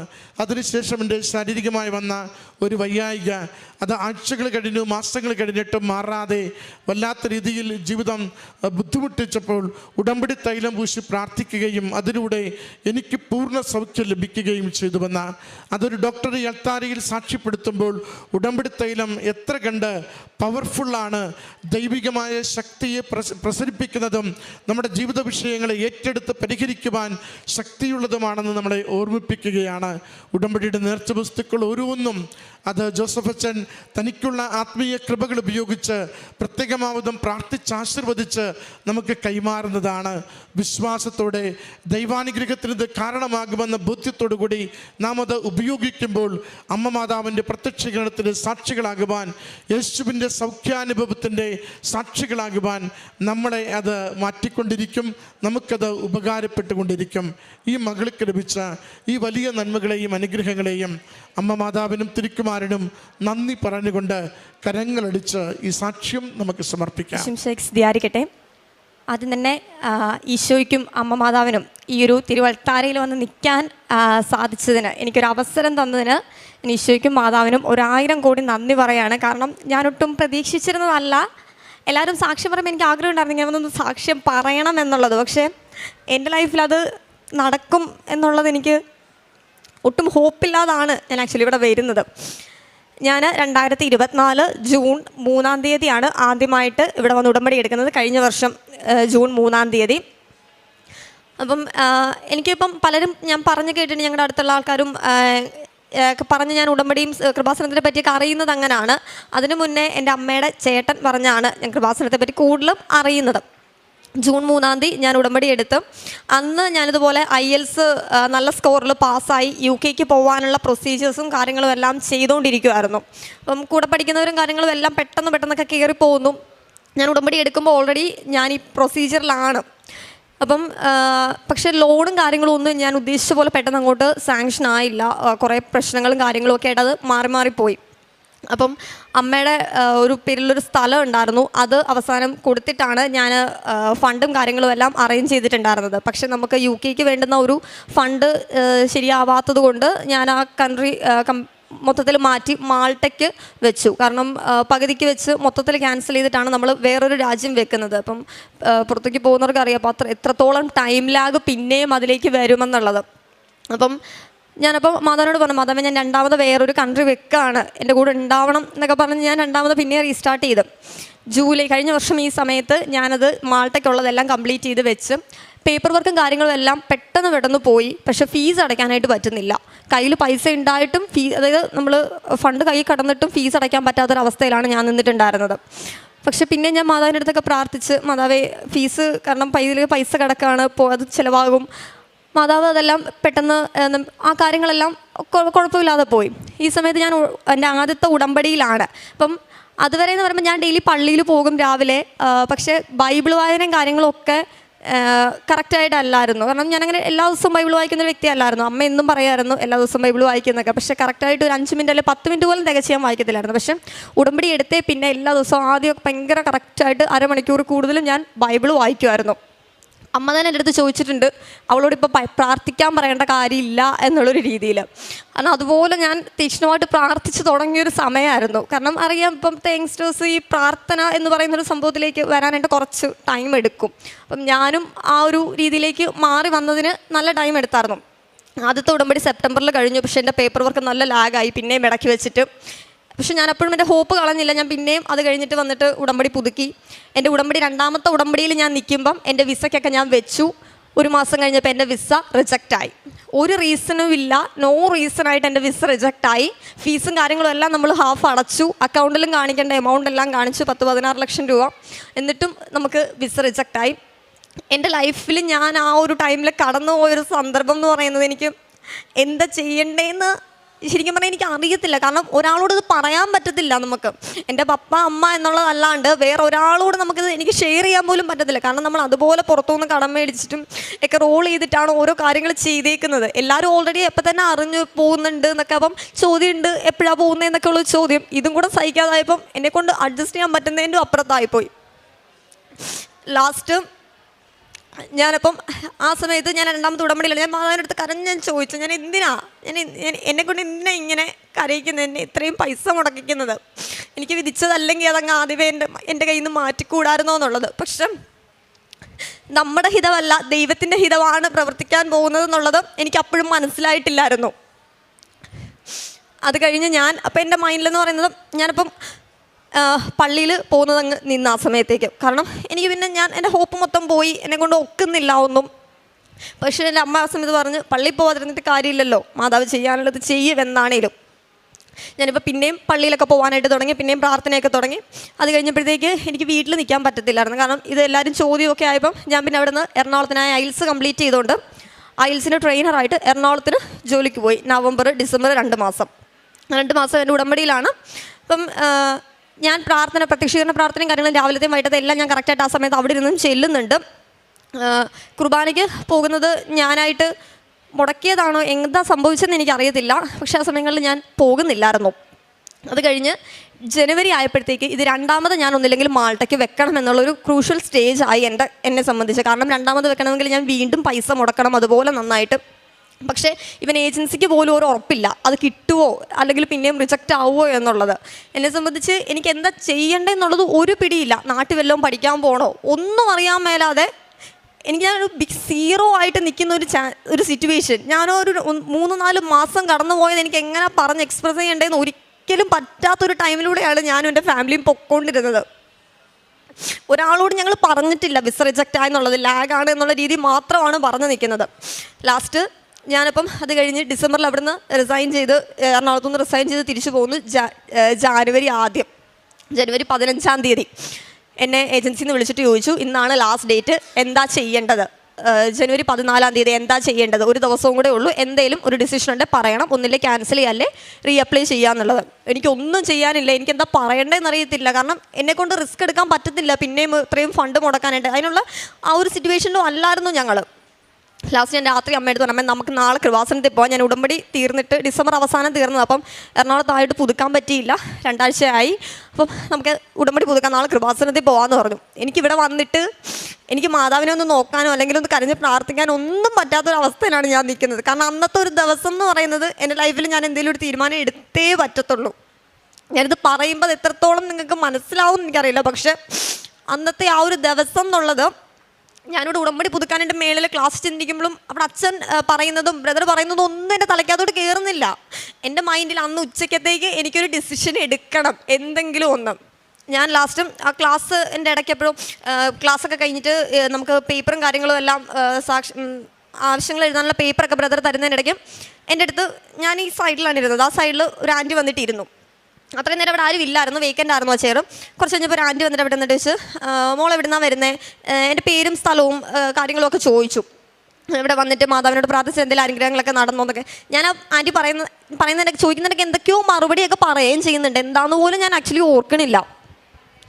അത് കഴിഞ്ഞിട്ട് അത് കഴിഞ്ഞ് ഞാൻ ആൻറ്റി എന്തൊക്കെയോ സംസാരിച്ചു, എൻ്റെ അടുത്തുനിന്ന് പോയി. ആൻറ്റീൻ്റെ അടുത്ത് ചോദിച്ചു പള്ളിയിൽ പോകുന്നുണ്ടോ എന്ന് ചോദിച്ചു.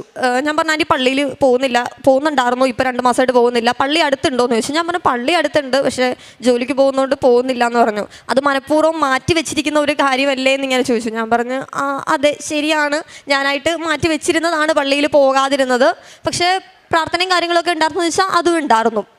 അപ്പം അതിന് പള്ളിയിൽ പോയി തുടങ്ങുമ്പോൾ പിന്നെയും പഴയ പോലെ എല്ലാം മാതാവ് ശരിയാക്കി തരുമെന്ന് പറഞ്ഞ് ഞാൻ ഓക്കെ എന്നൊക്കെ പറഞ്ഞ് അവിടുന്ന് താഴോട്ട് വന്നു, കൗണ്ടറിലൊക്കെ വന്ന്. അപ്പം അത് കഴിഞ്ഞ് താഴെ വന്ന് ഇവിടുന്ന് പോയി കഴിഞ്ഞപ്പോഴത്തേക്ക് എനിക്കെന്തോ എൻ്റെ മനസ്സിൽ വന്ന സമയത്തുണ്ടായിരുന്ന ആ ഒരു ഭാരമില്ല, ഓട്ടോമാറ്റിക്കലി അതങ്ങ് മാറി. ഞാനത് സത്യമായി വിട്ടുപോയി. അത് കഴിഞ്ഞ് ഇവിടുന്ന് പോകുന്ന വഴിക്കാണ് എന്നെ ഏജൻസിയിൽ നിന്ന് വിളിച്ചിട്ട് ചോദിച്ചത് എന്താ ചെയ്യണ്ടേ എന്നൊക്കെ ചോദിച്ചു. അപ്പം ഞാൻ പറഞ്ഞു ക്യാൻസൽ ചെയ്യാം. ഒരു ബോധമില്ലാതാണ് ഞാൻ പറയുന്നത് ക്യാൻസൽ ചെയ്യാമെന്നുള്ളത്. വൈകിട്ട് അമ്മേൻ്റെ അടുത്ത് ചോദിച്ചു എന്ത് പറ്റി നീ ക്യാൻസൽ ചെയ്യാമെന്നൊക്കെ പറഞ്ഞത്, ഓക്കെ അല്ലേ ക്യാൻസൽ ചെയ്യുമല്ലേ എന്നൊക്കെ ഇങ്ങനെ ചോദിച്ചപ്പോൾ ഞാൻ പറഞ്ഞു അമ്മ ക്യാൻസൽ ചെയ്യാമെന്ന് ഞാൻ പറഞ്ഞു എന്ന് ഞാനിങ്ങനെ പറഞ്ഞു അമ്മയടുത്ത്. കാരണം എനിക്ക് അപ്പോഴും എനിക്കൊരു ബോധമില്ല ഞാൻ എന്തായി പറയുന്നതെന്നുള്ളത്. അത്രയും ഫണ്ട് മുടക്കിയിട്ട് ഞാനത് എൻറ്റയർലി ക്യാൻസൽ ചെയ്യുവാന്ന് പറഞ്ഞത്. അമ്മ എൻ്റെ അടുത്ത് ചോദിച്ചാൽ എന്താണെന്നൊക്കെ ചോദിച്ചപ്പോൾ ഞാൻ പറഞ്ഞു അമ്മ ഇതുപോലെ ഒരു ആൻറ്റി സംസാരിച്ചു, പക്ഷേ ആൻറ്റിയുടെ മുഖമോ സ്ഥലമോ പേരോ ഒന്നും ഞാൻ ചോദിക്കാഞ്ഞതാണോ അതോ ഞാൻ മറന്നുപോയതാണോ ഒന്നും എനിക്ക് എൻ്റെ മൈൻഡിൽ ആകെയുള്ളത് ഒരു നീല സാരി കൊടുത്ത ആൻറ്റി മാത്രമായിരുന്നത്. എൻ്റെ മൈൻഡ് വേറെ ഒന്നും ഇല്ല ആൻറ്റിനെ പറ്റി. അത് ഞാൻ മറന്നുപോയെന്നാണ്. അമ്മ അത് 2ാമത് വൈകിട്ട് എൻ്റെ അടുത്ത് ചോദിക്കുമ്പോഴാണ് ഞാനത് റിക്കവർ ചെയ്ത് എടുക്കണത്. ഇങ്ങനെ ഒരാൾ എന്നോട് സംസാരിച്ചിട്ടുണ്ടായിരുന്നു എന്നുള്ളത് പോലും. അതിപ്പിന്നാണ് ഞാൻ എങ്ങനോ ആരും എടുക്കുക ചെയ്തതല്ല, ഓട്ടോമാറ്റിക്കലി എൻ്റെ മൈൻഡിൽ നിന്ന് വന്നതാണ് അവർ വിളിച്ചപ്പോൾ ഞാനത് ക്യാൻസൽ ചെയ്യുവാണെന്നുള്ളത്. ആ ഒരു നീല സാരി മാത്രം, അവരുടെ മുഖമോ ഒന്നും എൻ്റെ മൈൻഡിലേ ഇല്ല, ഒന്നുമില്ല. അത് കഴിഞ്ഞ് 1-2 ദിവസം കഴിഞ്ഞപ്പം ഞാൻ ഷാർജയിലോട്ടുള്ള ഒരു ജോബിൻ്റെ കേസിനകത്ത് ഇതിൻ്റെ കൂടെ വെച്ചിട്ടുണ്ടായിരുന്നു. പക്ഷേ ഒരു ദിവസം വൈകുന്നേരം പെട്ടെന്ന് എനിക്ക് ഈ 15-ാം തീയതി ഞാൻ ഉടമ്പടി പുതുക്കി കഴിഞ്ഞപ്പോൾ പെട്ടെന്ന് എനിക്കൊരു ദിവസം വൈകിട്ട് മെയിൽ വന്നു, നാളെ രാവിലെ ഇൻ്റർവ്യൂ ഉണ്ടെന്ന് പറഞ്ഞിട്ട്. ഞാനിപ്പം പഠിച്ചിരുന്നതാണല്ലോ, ഞാൻ സൈക്കോളജിയാണ് പഠിച്ചത്, അപ്പം അതിനനുസരിച്ച് കുഴപ്പമില്ല എന്നൊക്കെയുള്ള രീതിയിൽ നിന്നു. പക്ഷേ പിറ്റേന്ന് രാവിലെ ഇൻ്റർവ്യൂ വന്നു കഴിഞ്ഞ് ഇൻ്റർവ്യൂ അറ്റൻഡ് ചെയ്ത് കഴിഞ്ഞിട്ട് എനിക്ക് ഒരു സമാധാനമില്ല. കാരണം അവർ ചോദിച്ച ഒരു ഒറ്റ ക്വസ്റ്റ്യൻ എനിക്ക് ആൻസർ ചെയ്യാൻ പറ്റിയിട്ടില്ല. ഞാൻ പ്രിപ്പയർ ചെയ്തതും ഇത്രയും വർഷം പഠിച്ചതും ഒന്നും എന്നെക്കൊണ്ട് പറ്റാത്തൊരവസ്ഥയിൽ പോയി. ഞാൻ എഗെയിൻ ഒന്നും അല്ലാത്തൊരവസ്ഥയിലാകുമായിരുന്നു. എൻ്റെ കയ്യിൽ നിന്നുള്ള എല്ലാ ഹോപ്പും തീർന്നു പോയി. ഞാനത് കഴിഞ്ഞിട്ട് അവിടെ ശരിക്കിരുന്ന് കരഞ്ഞ് വീട്ടിലിരുന്ന്. കാരണം എനിക്കത് കിട്ടത്തില്ല എന്ന് എനിക്ക് 100% ഉറപ്പാണ്. കാരണം ഒന്നും ഞാൻ പറഞ്ഞിട്ടില്ല, അവർ ചോദിച്ച ഒരു ക്വസ്റ്റ്യനും ഞാൻ ആൻസർ ചെയ്തിട്ടില്ല മര്യാദയ്ക്ക്. അവരെന്നെ സെലക്ട് ചെയ്യേണ്ടതായിട്ടുള്ള രീതി ഞാൻ ആൻസർ ചെയ്തിട്ടേ ഇല്ല. ലാസ്റ്റ് അമ്മ പറഞ്ഞു കിട്ടാനുള്ളതാണ് കിട്ടും, നീ പ്രാർത്ഥിച്ചാൽ മതി എന്നൊക്കെ പറഞ്ഞു. അത് കഴിഞ്ഞ് ഞാൻ മാതാവിനടുത്ത് പറഞ്ഞു മാതാവേ ഇതെൻ്റെ അവസാനത്തെ ഹോപ്പാണ്, ഇതുകൂടെ എനിക്ക് കിട്ടിയില്ലെങ്കിൽ എനിക്ക് ആത്മഹത്യ നല്ലതല്ലാതെ വേറൊരു നിവൃത്തിയില്ല. എനിക്ക് എൻ്റെ കുടുംബത്തെ നോക്കാൻ വേറെ ഒരു മാർഗ്ഗവും ഇല്ല. ഞാൻ എൻ്റെ വീട്ടിൽ പോലും ഞാൻ പറഞ്ഞിട്ടില്ല ഞാൻ ഇത്രയും വലിയൊരു സിറ്റുവേഷൻ കൂടെ ഞാൻ പൊയ്ക്കൊണ്ടിരിക്കുന്നതെന്നുള്ളത്. ഞാൻ കരയുന്നത് മാത്രമേ അവർ കാണുന്നുള്ളൂ. ഞാൻ മാതാവിൻ്റെ അടുത്തൊരു 2-3 ദിവസം ഞാൻ അങ്ങനെ കരഞ്ഞങ്ങ് പ്രാർത്ഥിച്ച്. ഇത് കഴിഞ്ഞ് 3-ാം പൊക്കം എനിക്ക് ഓഫർ ലെറ്ററാണ് വരുന്നത്. അവിടുന്ന് പ്രത്യേകിച്ച് ഒരു കാര്യങ്ങളും ഒന്നും അവർ പറഞ്ഞിട്ടില്ല. ഡയറക്റ്റ് ഏപ്രിൽ 13-ാം തീയതി ഓശാനയുടെ അന്ന് ജോയിൻ ചെയ്യാൻ പറഞ്ഞിട്ട് എനിക്ക് സ്കൂളിൽ നിന്നുള്ള ഓഫർ ലെറ്ററാണ് വരുന്നത്. ഒരു മാസ്റ്റേഴ്സ് പഠിക്കാനായിട്ട് പുറത്ത് പോകാൻ നോക്കിയിരുന്നത് ഞാൻ എൻ്റെ ഈ ഒരു പ്രായത്തിൽ എക്സ്പെക്റ്റ് ചെയ്തതിലും കൂടുതൽ സാലറി ഇന്ന് GCC കൺട്രിയിൽ എനിക്കൊരു സൈക്കോളജിസ്റ്റായിട്ട് തന്നെ ഡയറക്റ്റ് ഞാൻ ജോലിക്ക് കയറുമായിരുന്നു. എനിക്ക് എങ്ങനെ അത് മറ്റൊരാളുടെ അടുത്ത് പറഞ്ഞു കൊടുക്കേണ്ടതെന്ന് എനിക്കറിയത്തില്ല. പക്ഷേ എനിക്ക് വേണ്ടി മാതാവിൻ്റെ തീരുമാനം ചിലപ്പം അങ്ങനെ ആയിരിക്കും. ഈ സമയത്താണേലും ഞാൻ എൻ്റെ 2ാമത്തെ ഉടമ്പടിയിലായിരുന്നു ഉണ്ടായിരുന്നത്. പ്രാർത്ഥനയും കാര്യങ്ങളും എല്ലാം ഞാൻ ആ സമയത്തും കറക്റ്റായിട്ട് കൊണ്ടുപോയിട്ടുണ്ടായിരുന്നു. പ്രത്യക്ഷീകരണ പ്രാർത്ഥന രാവിലെയും വൈകിട്ടും എല്ലാം കുർബാനയ്ക്ക് പോകുന്നത് വരെ ഞാൻ പ്രാർത്ഥനയും കാര്യങ്ങളും എല്ലാം കറക്റ്റായിട്ട് കൊണ്ടുപോകുന്നുണ്ടായിരുന്നു. പത്രമാണെങ്കിലും ഇവിടുന്ന് മേടിച്ച് ഉടമ്പടി പുതുക്കാൻ വരുമ്പോഴും എല്ലാം പത്രം തരുന്നതെല്ലാം കൊടുക്കുമായിരുന്നു എല്ലാവർക്കും. അതുപോലെ തന്നെ കാരുണ്യപ്രവർത്തികളെന്ന് പറയുമ്പം ഞാൻ പള്ളിയിലെ സംഘടനകളിലെല്ലാം ആക്റ്റീവായിട്ട് നിൽക്കുന്ന ഒരാളാണ്. അപ്പം എന്നെക്കൊണ്ട് ഒറ്റയ്ക്ക് എൻ്റെ സാമ്പത്തികത്തിൽ ചെയ്യാൻ സാധിച്ചില്ലെങ്കിൽ പോലും യുവദീപ്തി പോലുള്ള സംഘടനകളിൽ ഞാൻ ഉണ്ടായിരുന്നതുകൊണ്ട് നമുക്ക് എല്ലാ ആഴ്ചകളിലും ഫുഡ് കൊടുക്കുന്ന പരിപാടി, നമ്മൾ ഈസ്റ്റർ പോലുള്ള കാര്യങ്ങളിലെല്ലാം ഞാൻ സജീവമായിട്ട് അവിടെ പ്രവർത്തിച്ചുകൊണ്ടിരുന്ന ഒരാൾ. എന്നെക്കൊണ്ട് ഏത് രീതിയിൽ ഏത് സംഘടന അല്ലെങ്കിൽ ആരുടെ കൂടെ നിന്നൊരു സഹായം ചെയ്യാൻ സാധിക്കും അതെല്ലാം ഞാൻ ഈ സമയത്ത് ചെയ്തിട്ടുണ്ടായിരുന്നു. ഇത്രയും വലിയൊരു അനുഗ്രഹം തന്ന മാതാവിന് ഈശോയ്ക്ക് 1000 നന്ദി. യെശയ്യാ 30:19 ജെറുസലേമിൽ വസിക്കുന്ന സിയോൻ ജനമേ, ഇനിമേൽ നീ കരയുകയില്ല. നിൻ്റെ വിലാപസ്വരം കേട്ട് അവിടുന്ന് കരുണ കാണിക്കും. അവിടുന്ന് അത് കേട്ട് നിനക്ക് ഉത്തരമരുളും. അനിമോൾ റോയി എന്ന ഈ മകൾ തൻ്റെ ഉടമ്പടി ജീവിതത്തിൽ കടന്നുപോയ വളരെ ക്ലേശപൂർണമായ കാലങ്ങളും പരിശുദ്ധ കൃപാസന മാതാവിൽ തുടർച്ചയായി വിശ്വസ്തയോടെ ശരണപ്പെട്ട് ജീവിതത്തെ സമർപ്പിക്കുകയും മകളുടെ അമ്മയുടെ നിരന്തരമായ ഉടമ്പടി ജീവിതം പകർന്നു കൊടുത്ത ബലത്തിലൂടെ മകൾ എങ്ങനെ കൂടുതൽ അനുഗ്രഹത്തിലേക്ക് എത്തിച്ചേർന്നുവെന്നും തൻ്റെ വാക്കുകളിലൂടെ സാക്ഷ്യപ്പെടുത്തുകയായിരുന്നു. പ്രിയമുള്ളവരെ, ഉടമ്പടിയിൽ നമ്മൾ അസാധ്യ കാര്യങ്ങൾക്ക് വേണ്ടിയാണ് പ്രാർത്ഥിക്കുന്നത്. ഉടമ്പടിയിൽ നമ്മൾ തകർന്നുപോയ വിഷയങ്ങളെയാണ് സമർപ്പിക്കുന്നത്. ഉടമ്പടിയിൽ നമ്മൾ എല്ലാവരും ഇനി നടക്കില്ലെന്ന് പറയുന്നവയാണ് കൊടുത്തുകൊണ്ടിരിക്കുന്നത്. ജോസഫ് അച്ഛൻ ഓരോ ധ്യാനത്തിനും പറയും, ചെറിയ ചെറിയ കാര്യങ്ങളൊന്നും നിങ്ങൾ ഉടമ്പടിയിൽ വെച്ച് പ്രാർത്ഥിക്കരുത്. കാരണം കിട്ടിക്കഴിയുമ്പോൾ കഴിവ് കൊണ്ട് കിട്ടി, സമ്പത്ത് കൊണ്ട് കിട്ടി, പരിശ്രമിച്ച് കിട്ടി എന്നൊക്കെ നിങ്ങൾ പറഞ്ഞുകൊണ്ടിരിക്കും. നിങ്ങൾ ഉപേക്ഷിച്ചവ, മറ്റുള്ളവർ എഴുതിത്തള്ളിയവ, ഡോക്ടർമാർ കൈവിട്ടവ, അത് മാത്രം അമ്മയുടെ കരങ്ങളിൽ കൊടുത്തുകൊണ്ട് പ്രത്യക്ഷീകരണത്തിന് സാക്ഷിയാകുവാൻ വേണ്ടി പ്രാർത്ഥിക്കണമെന്ന്. അത് അനുവദിച്ച് കിട്ടിയതിൻ്റെ അനുഗ്രഹമായി മകളുടെ കഴിവില്ലായ്മയിൽ കൊടുത്ത ജോലിയുടെ സൗഭാഗ്യത്തെയാണ് ഈ അൾത്താരയിൽ മകള് സാക്ഷ്യപ്പെടുത്തുക. എന്താണ് ഉടമ്പടി നമ്മളോട് പറയുക? ഉടമ്പടി നമ്മളോട് പറയുന്നത് നിങ്ങളുടെ ജീവിതത്തെ ദൈവത്തിന് ചേർന്ന വിധം, ദൈവത്തിന് ഇഷ്ടപ്പെടുന്ന വിധം ഒന്ന് ക്രമീകരിക്കുവാനാണ്. ദൈവത്തെ നിരന്തരം കണ്ടുമുട്ടുന്ന ഇടമാണ് വിശുദ്ധ കുർബാന. ദൈവപ്രസാദം നഷ്ടപ്പെടുത്താതെ നമ്മുടെ ജീവിതത്തെ നിരന്തരം ദൈവത്തോട് സംസാരിക്കുവാൻ പറ്റുന്ന വിധത്തിൽ കമ്മ്യൂണിക്കേറ്റ് നടക്കുന്ന ഇടമാണ് വിശുദ്ധ കുർബാന. കുമ്പസാരത്തിൽ ഏത് ചെറിയ പാപം പോലും കഴുകി ശുദ്ധീകരിച്ച് ദൈവം വസിക്കുവാനുള്ള ഇടം നമ്മുടെ ശരീരത്തിനും ആത്മാവിനും കൊടുക്കുവാൻ നാം കാണിക്കുന്ന ധൈര്യവും സന്നദ്ധതയുമാണ്. അതുകൊണ്ടാണ് ഉടമ്പടി ജീവിതം പരിശുദ്ധാത്മാവിനാൽ നയിക്കപ്പെടുന്നൊരു വ്യക്തിക്ക് മാത്രമേ ജീവിക്കുവാൻ സാധിക്കുകയുള്ളൂ. ബാഹ്യമായ ഒരു കാട്ടിക്കുട്ടലുകൾ കൊണ്ടും ഉടമ്പടിയിലൂടെ ഒരു അനുഗ്രഹവും പ്രാപിക്കുവാൻ നമുക്ക് കഴിയില്ല. മറിച്ച് നമ്മുടെ ആന്തരിക മനുഷ്യനെ ബലപ്പെടുത്തിക്കൊണ്ട്, ദൈവനാമത്തെ മഹത്വപ്പെടുത്തിക്കൊണ്ട്, എളിയ ശുശ്രൂഷകൾ ചെയ്യുവാൻ നിരന്തരം തയ്യാറായിക്കൊണ്ട്, ക്രിസ്തുവിനെ പറ്റി പറയുവാനും ക്രിസ്തുവിനെ പങ്കുവയ്ക്കുവാനും ധൈര്യത്തോടു കൂടി ജീവിക്കുവാൻ നിലപാടെടുക്കുന്നവർക്ക് മാത്രമാണ് ഉടമ്പടി പ്രകാരമുള്ള ഓരോ അനുഭവവും കൈമാറിക്കിട്ടുക. നമ്മുടെ ജീവിതത്തിലും അമ്മയുടെ പ്രത്യക്ഷീകരണത്തിൻ്റെ സാക്ഷികളാകുവാൻ സാധിക്കും.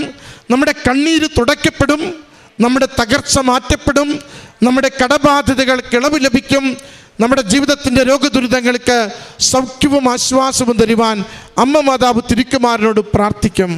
ഉടമ്പടി ജീവിതം വിശ്വസ്തതയിൽ ഉറപ്പിച്ച് മുന്നോട്ട് കൊണ്ടുപോകുവാൻ നമുക്ക് പരിശ്രമിക്കാം. ഇന്ന് തടയപ്പെട്ടത്, ഇപ്പോൾ പുതുക്കിയിട്ട് ലഭിക്കാത്തത് എന്നേക്ക് ലഭിക്കാത്തതല്ല. നമുക്ക് ഗുണകരമായത് കരുതി വയ്ക്കുന്ന അമ്മ സമയത്തിൽ നമുക്കത് അനുവദിച്ചു തരും. അമ്മ മാതാവ് സമയച്ചുരുക്കത്തിൻ്റെ അമ്മയാണ്. നമ്മളെ അനന്തമായി ക്ലേശത്തിലേക്ക് നയിക്കില്ല. സുനിശ്ചിതമായ കര എത്തും വരെയും കൂടെ നിന്ന് അമ്മ നമ്മളെ സഹായിച്ചു കൊണ്ടിരിക്കും. ഈ മകൾക്ക് ലഭിച്ച ഈ വലിയ അനുഭവങ്ങൾക്ക്, ആത്മീയ ബോധ്യങ്ങൾക്ക്, ജീവിതത്തിൽ ലഭിച്ച തിരിച്ചറിവുകൾക്ക്, ജോലിക്ക് എല്ലാം അമ്മ മാതാവിനും തിരുക്കുമാരനും നന്ദി പറഞ്ഞുകൊണ്ട് കരങ്ങളടിച്ച് ഈ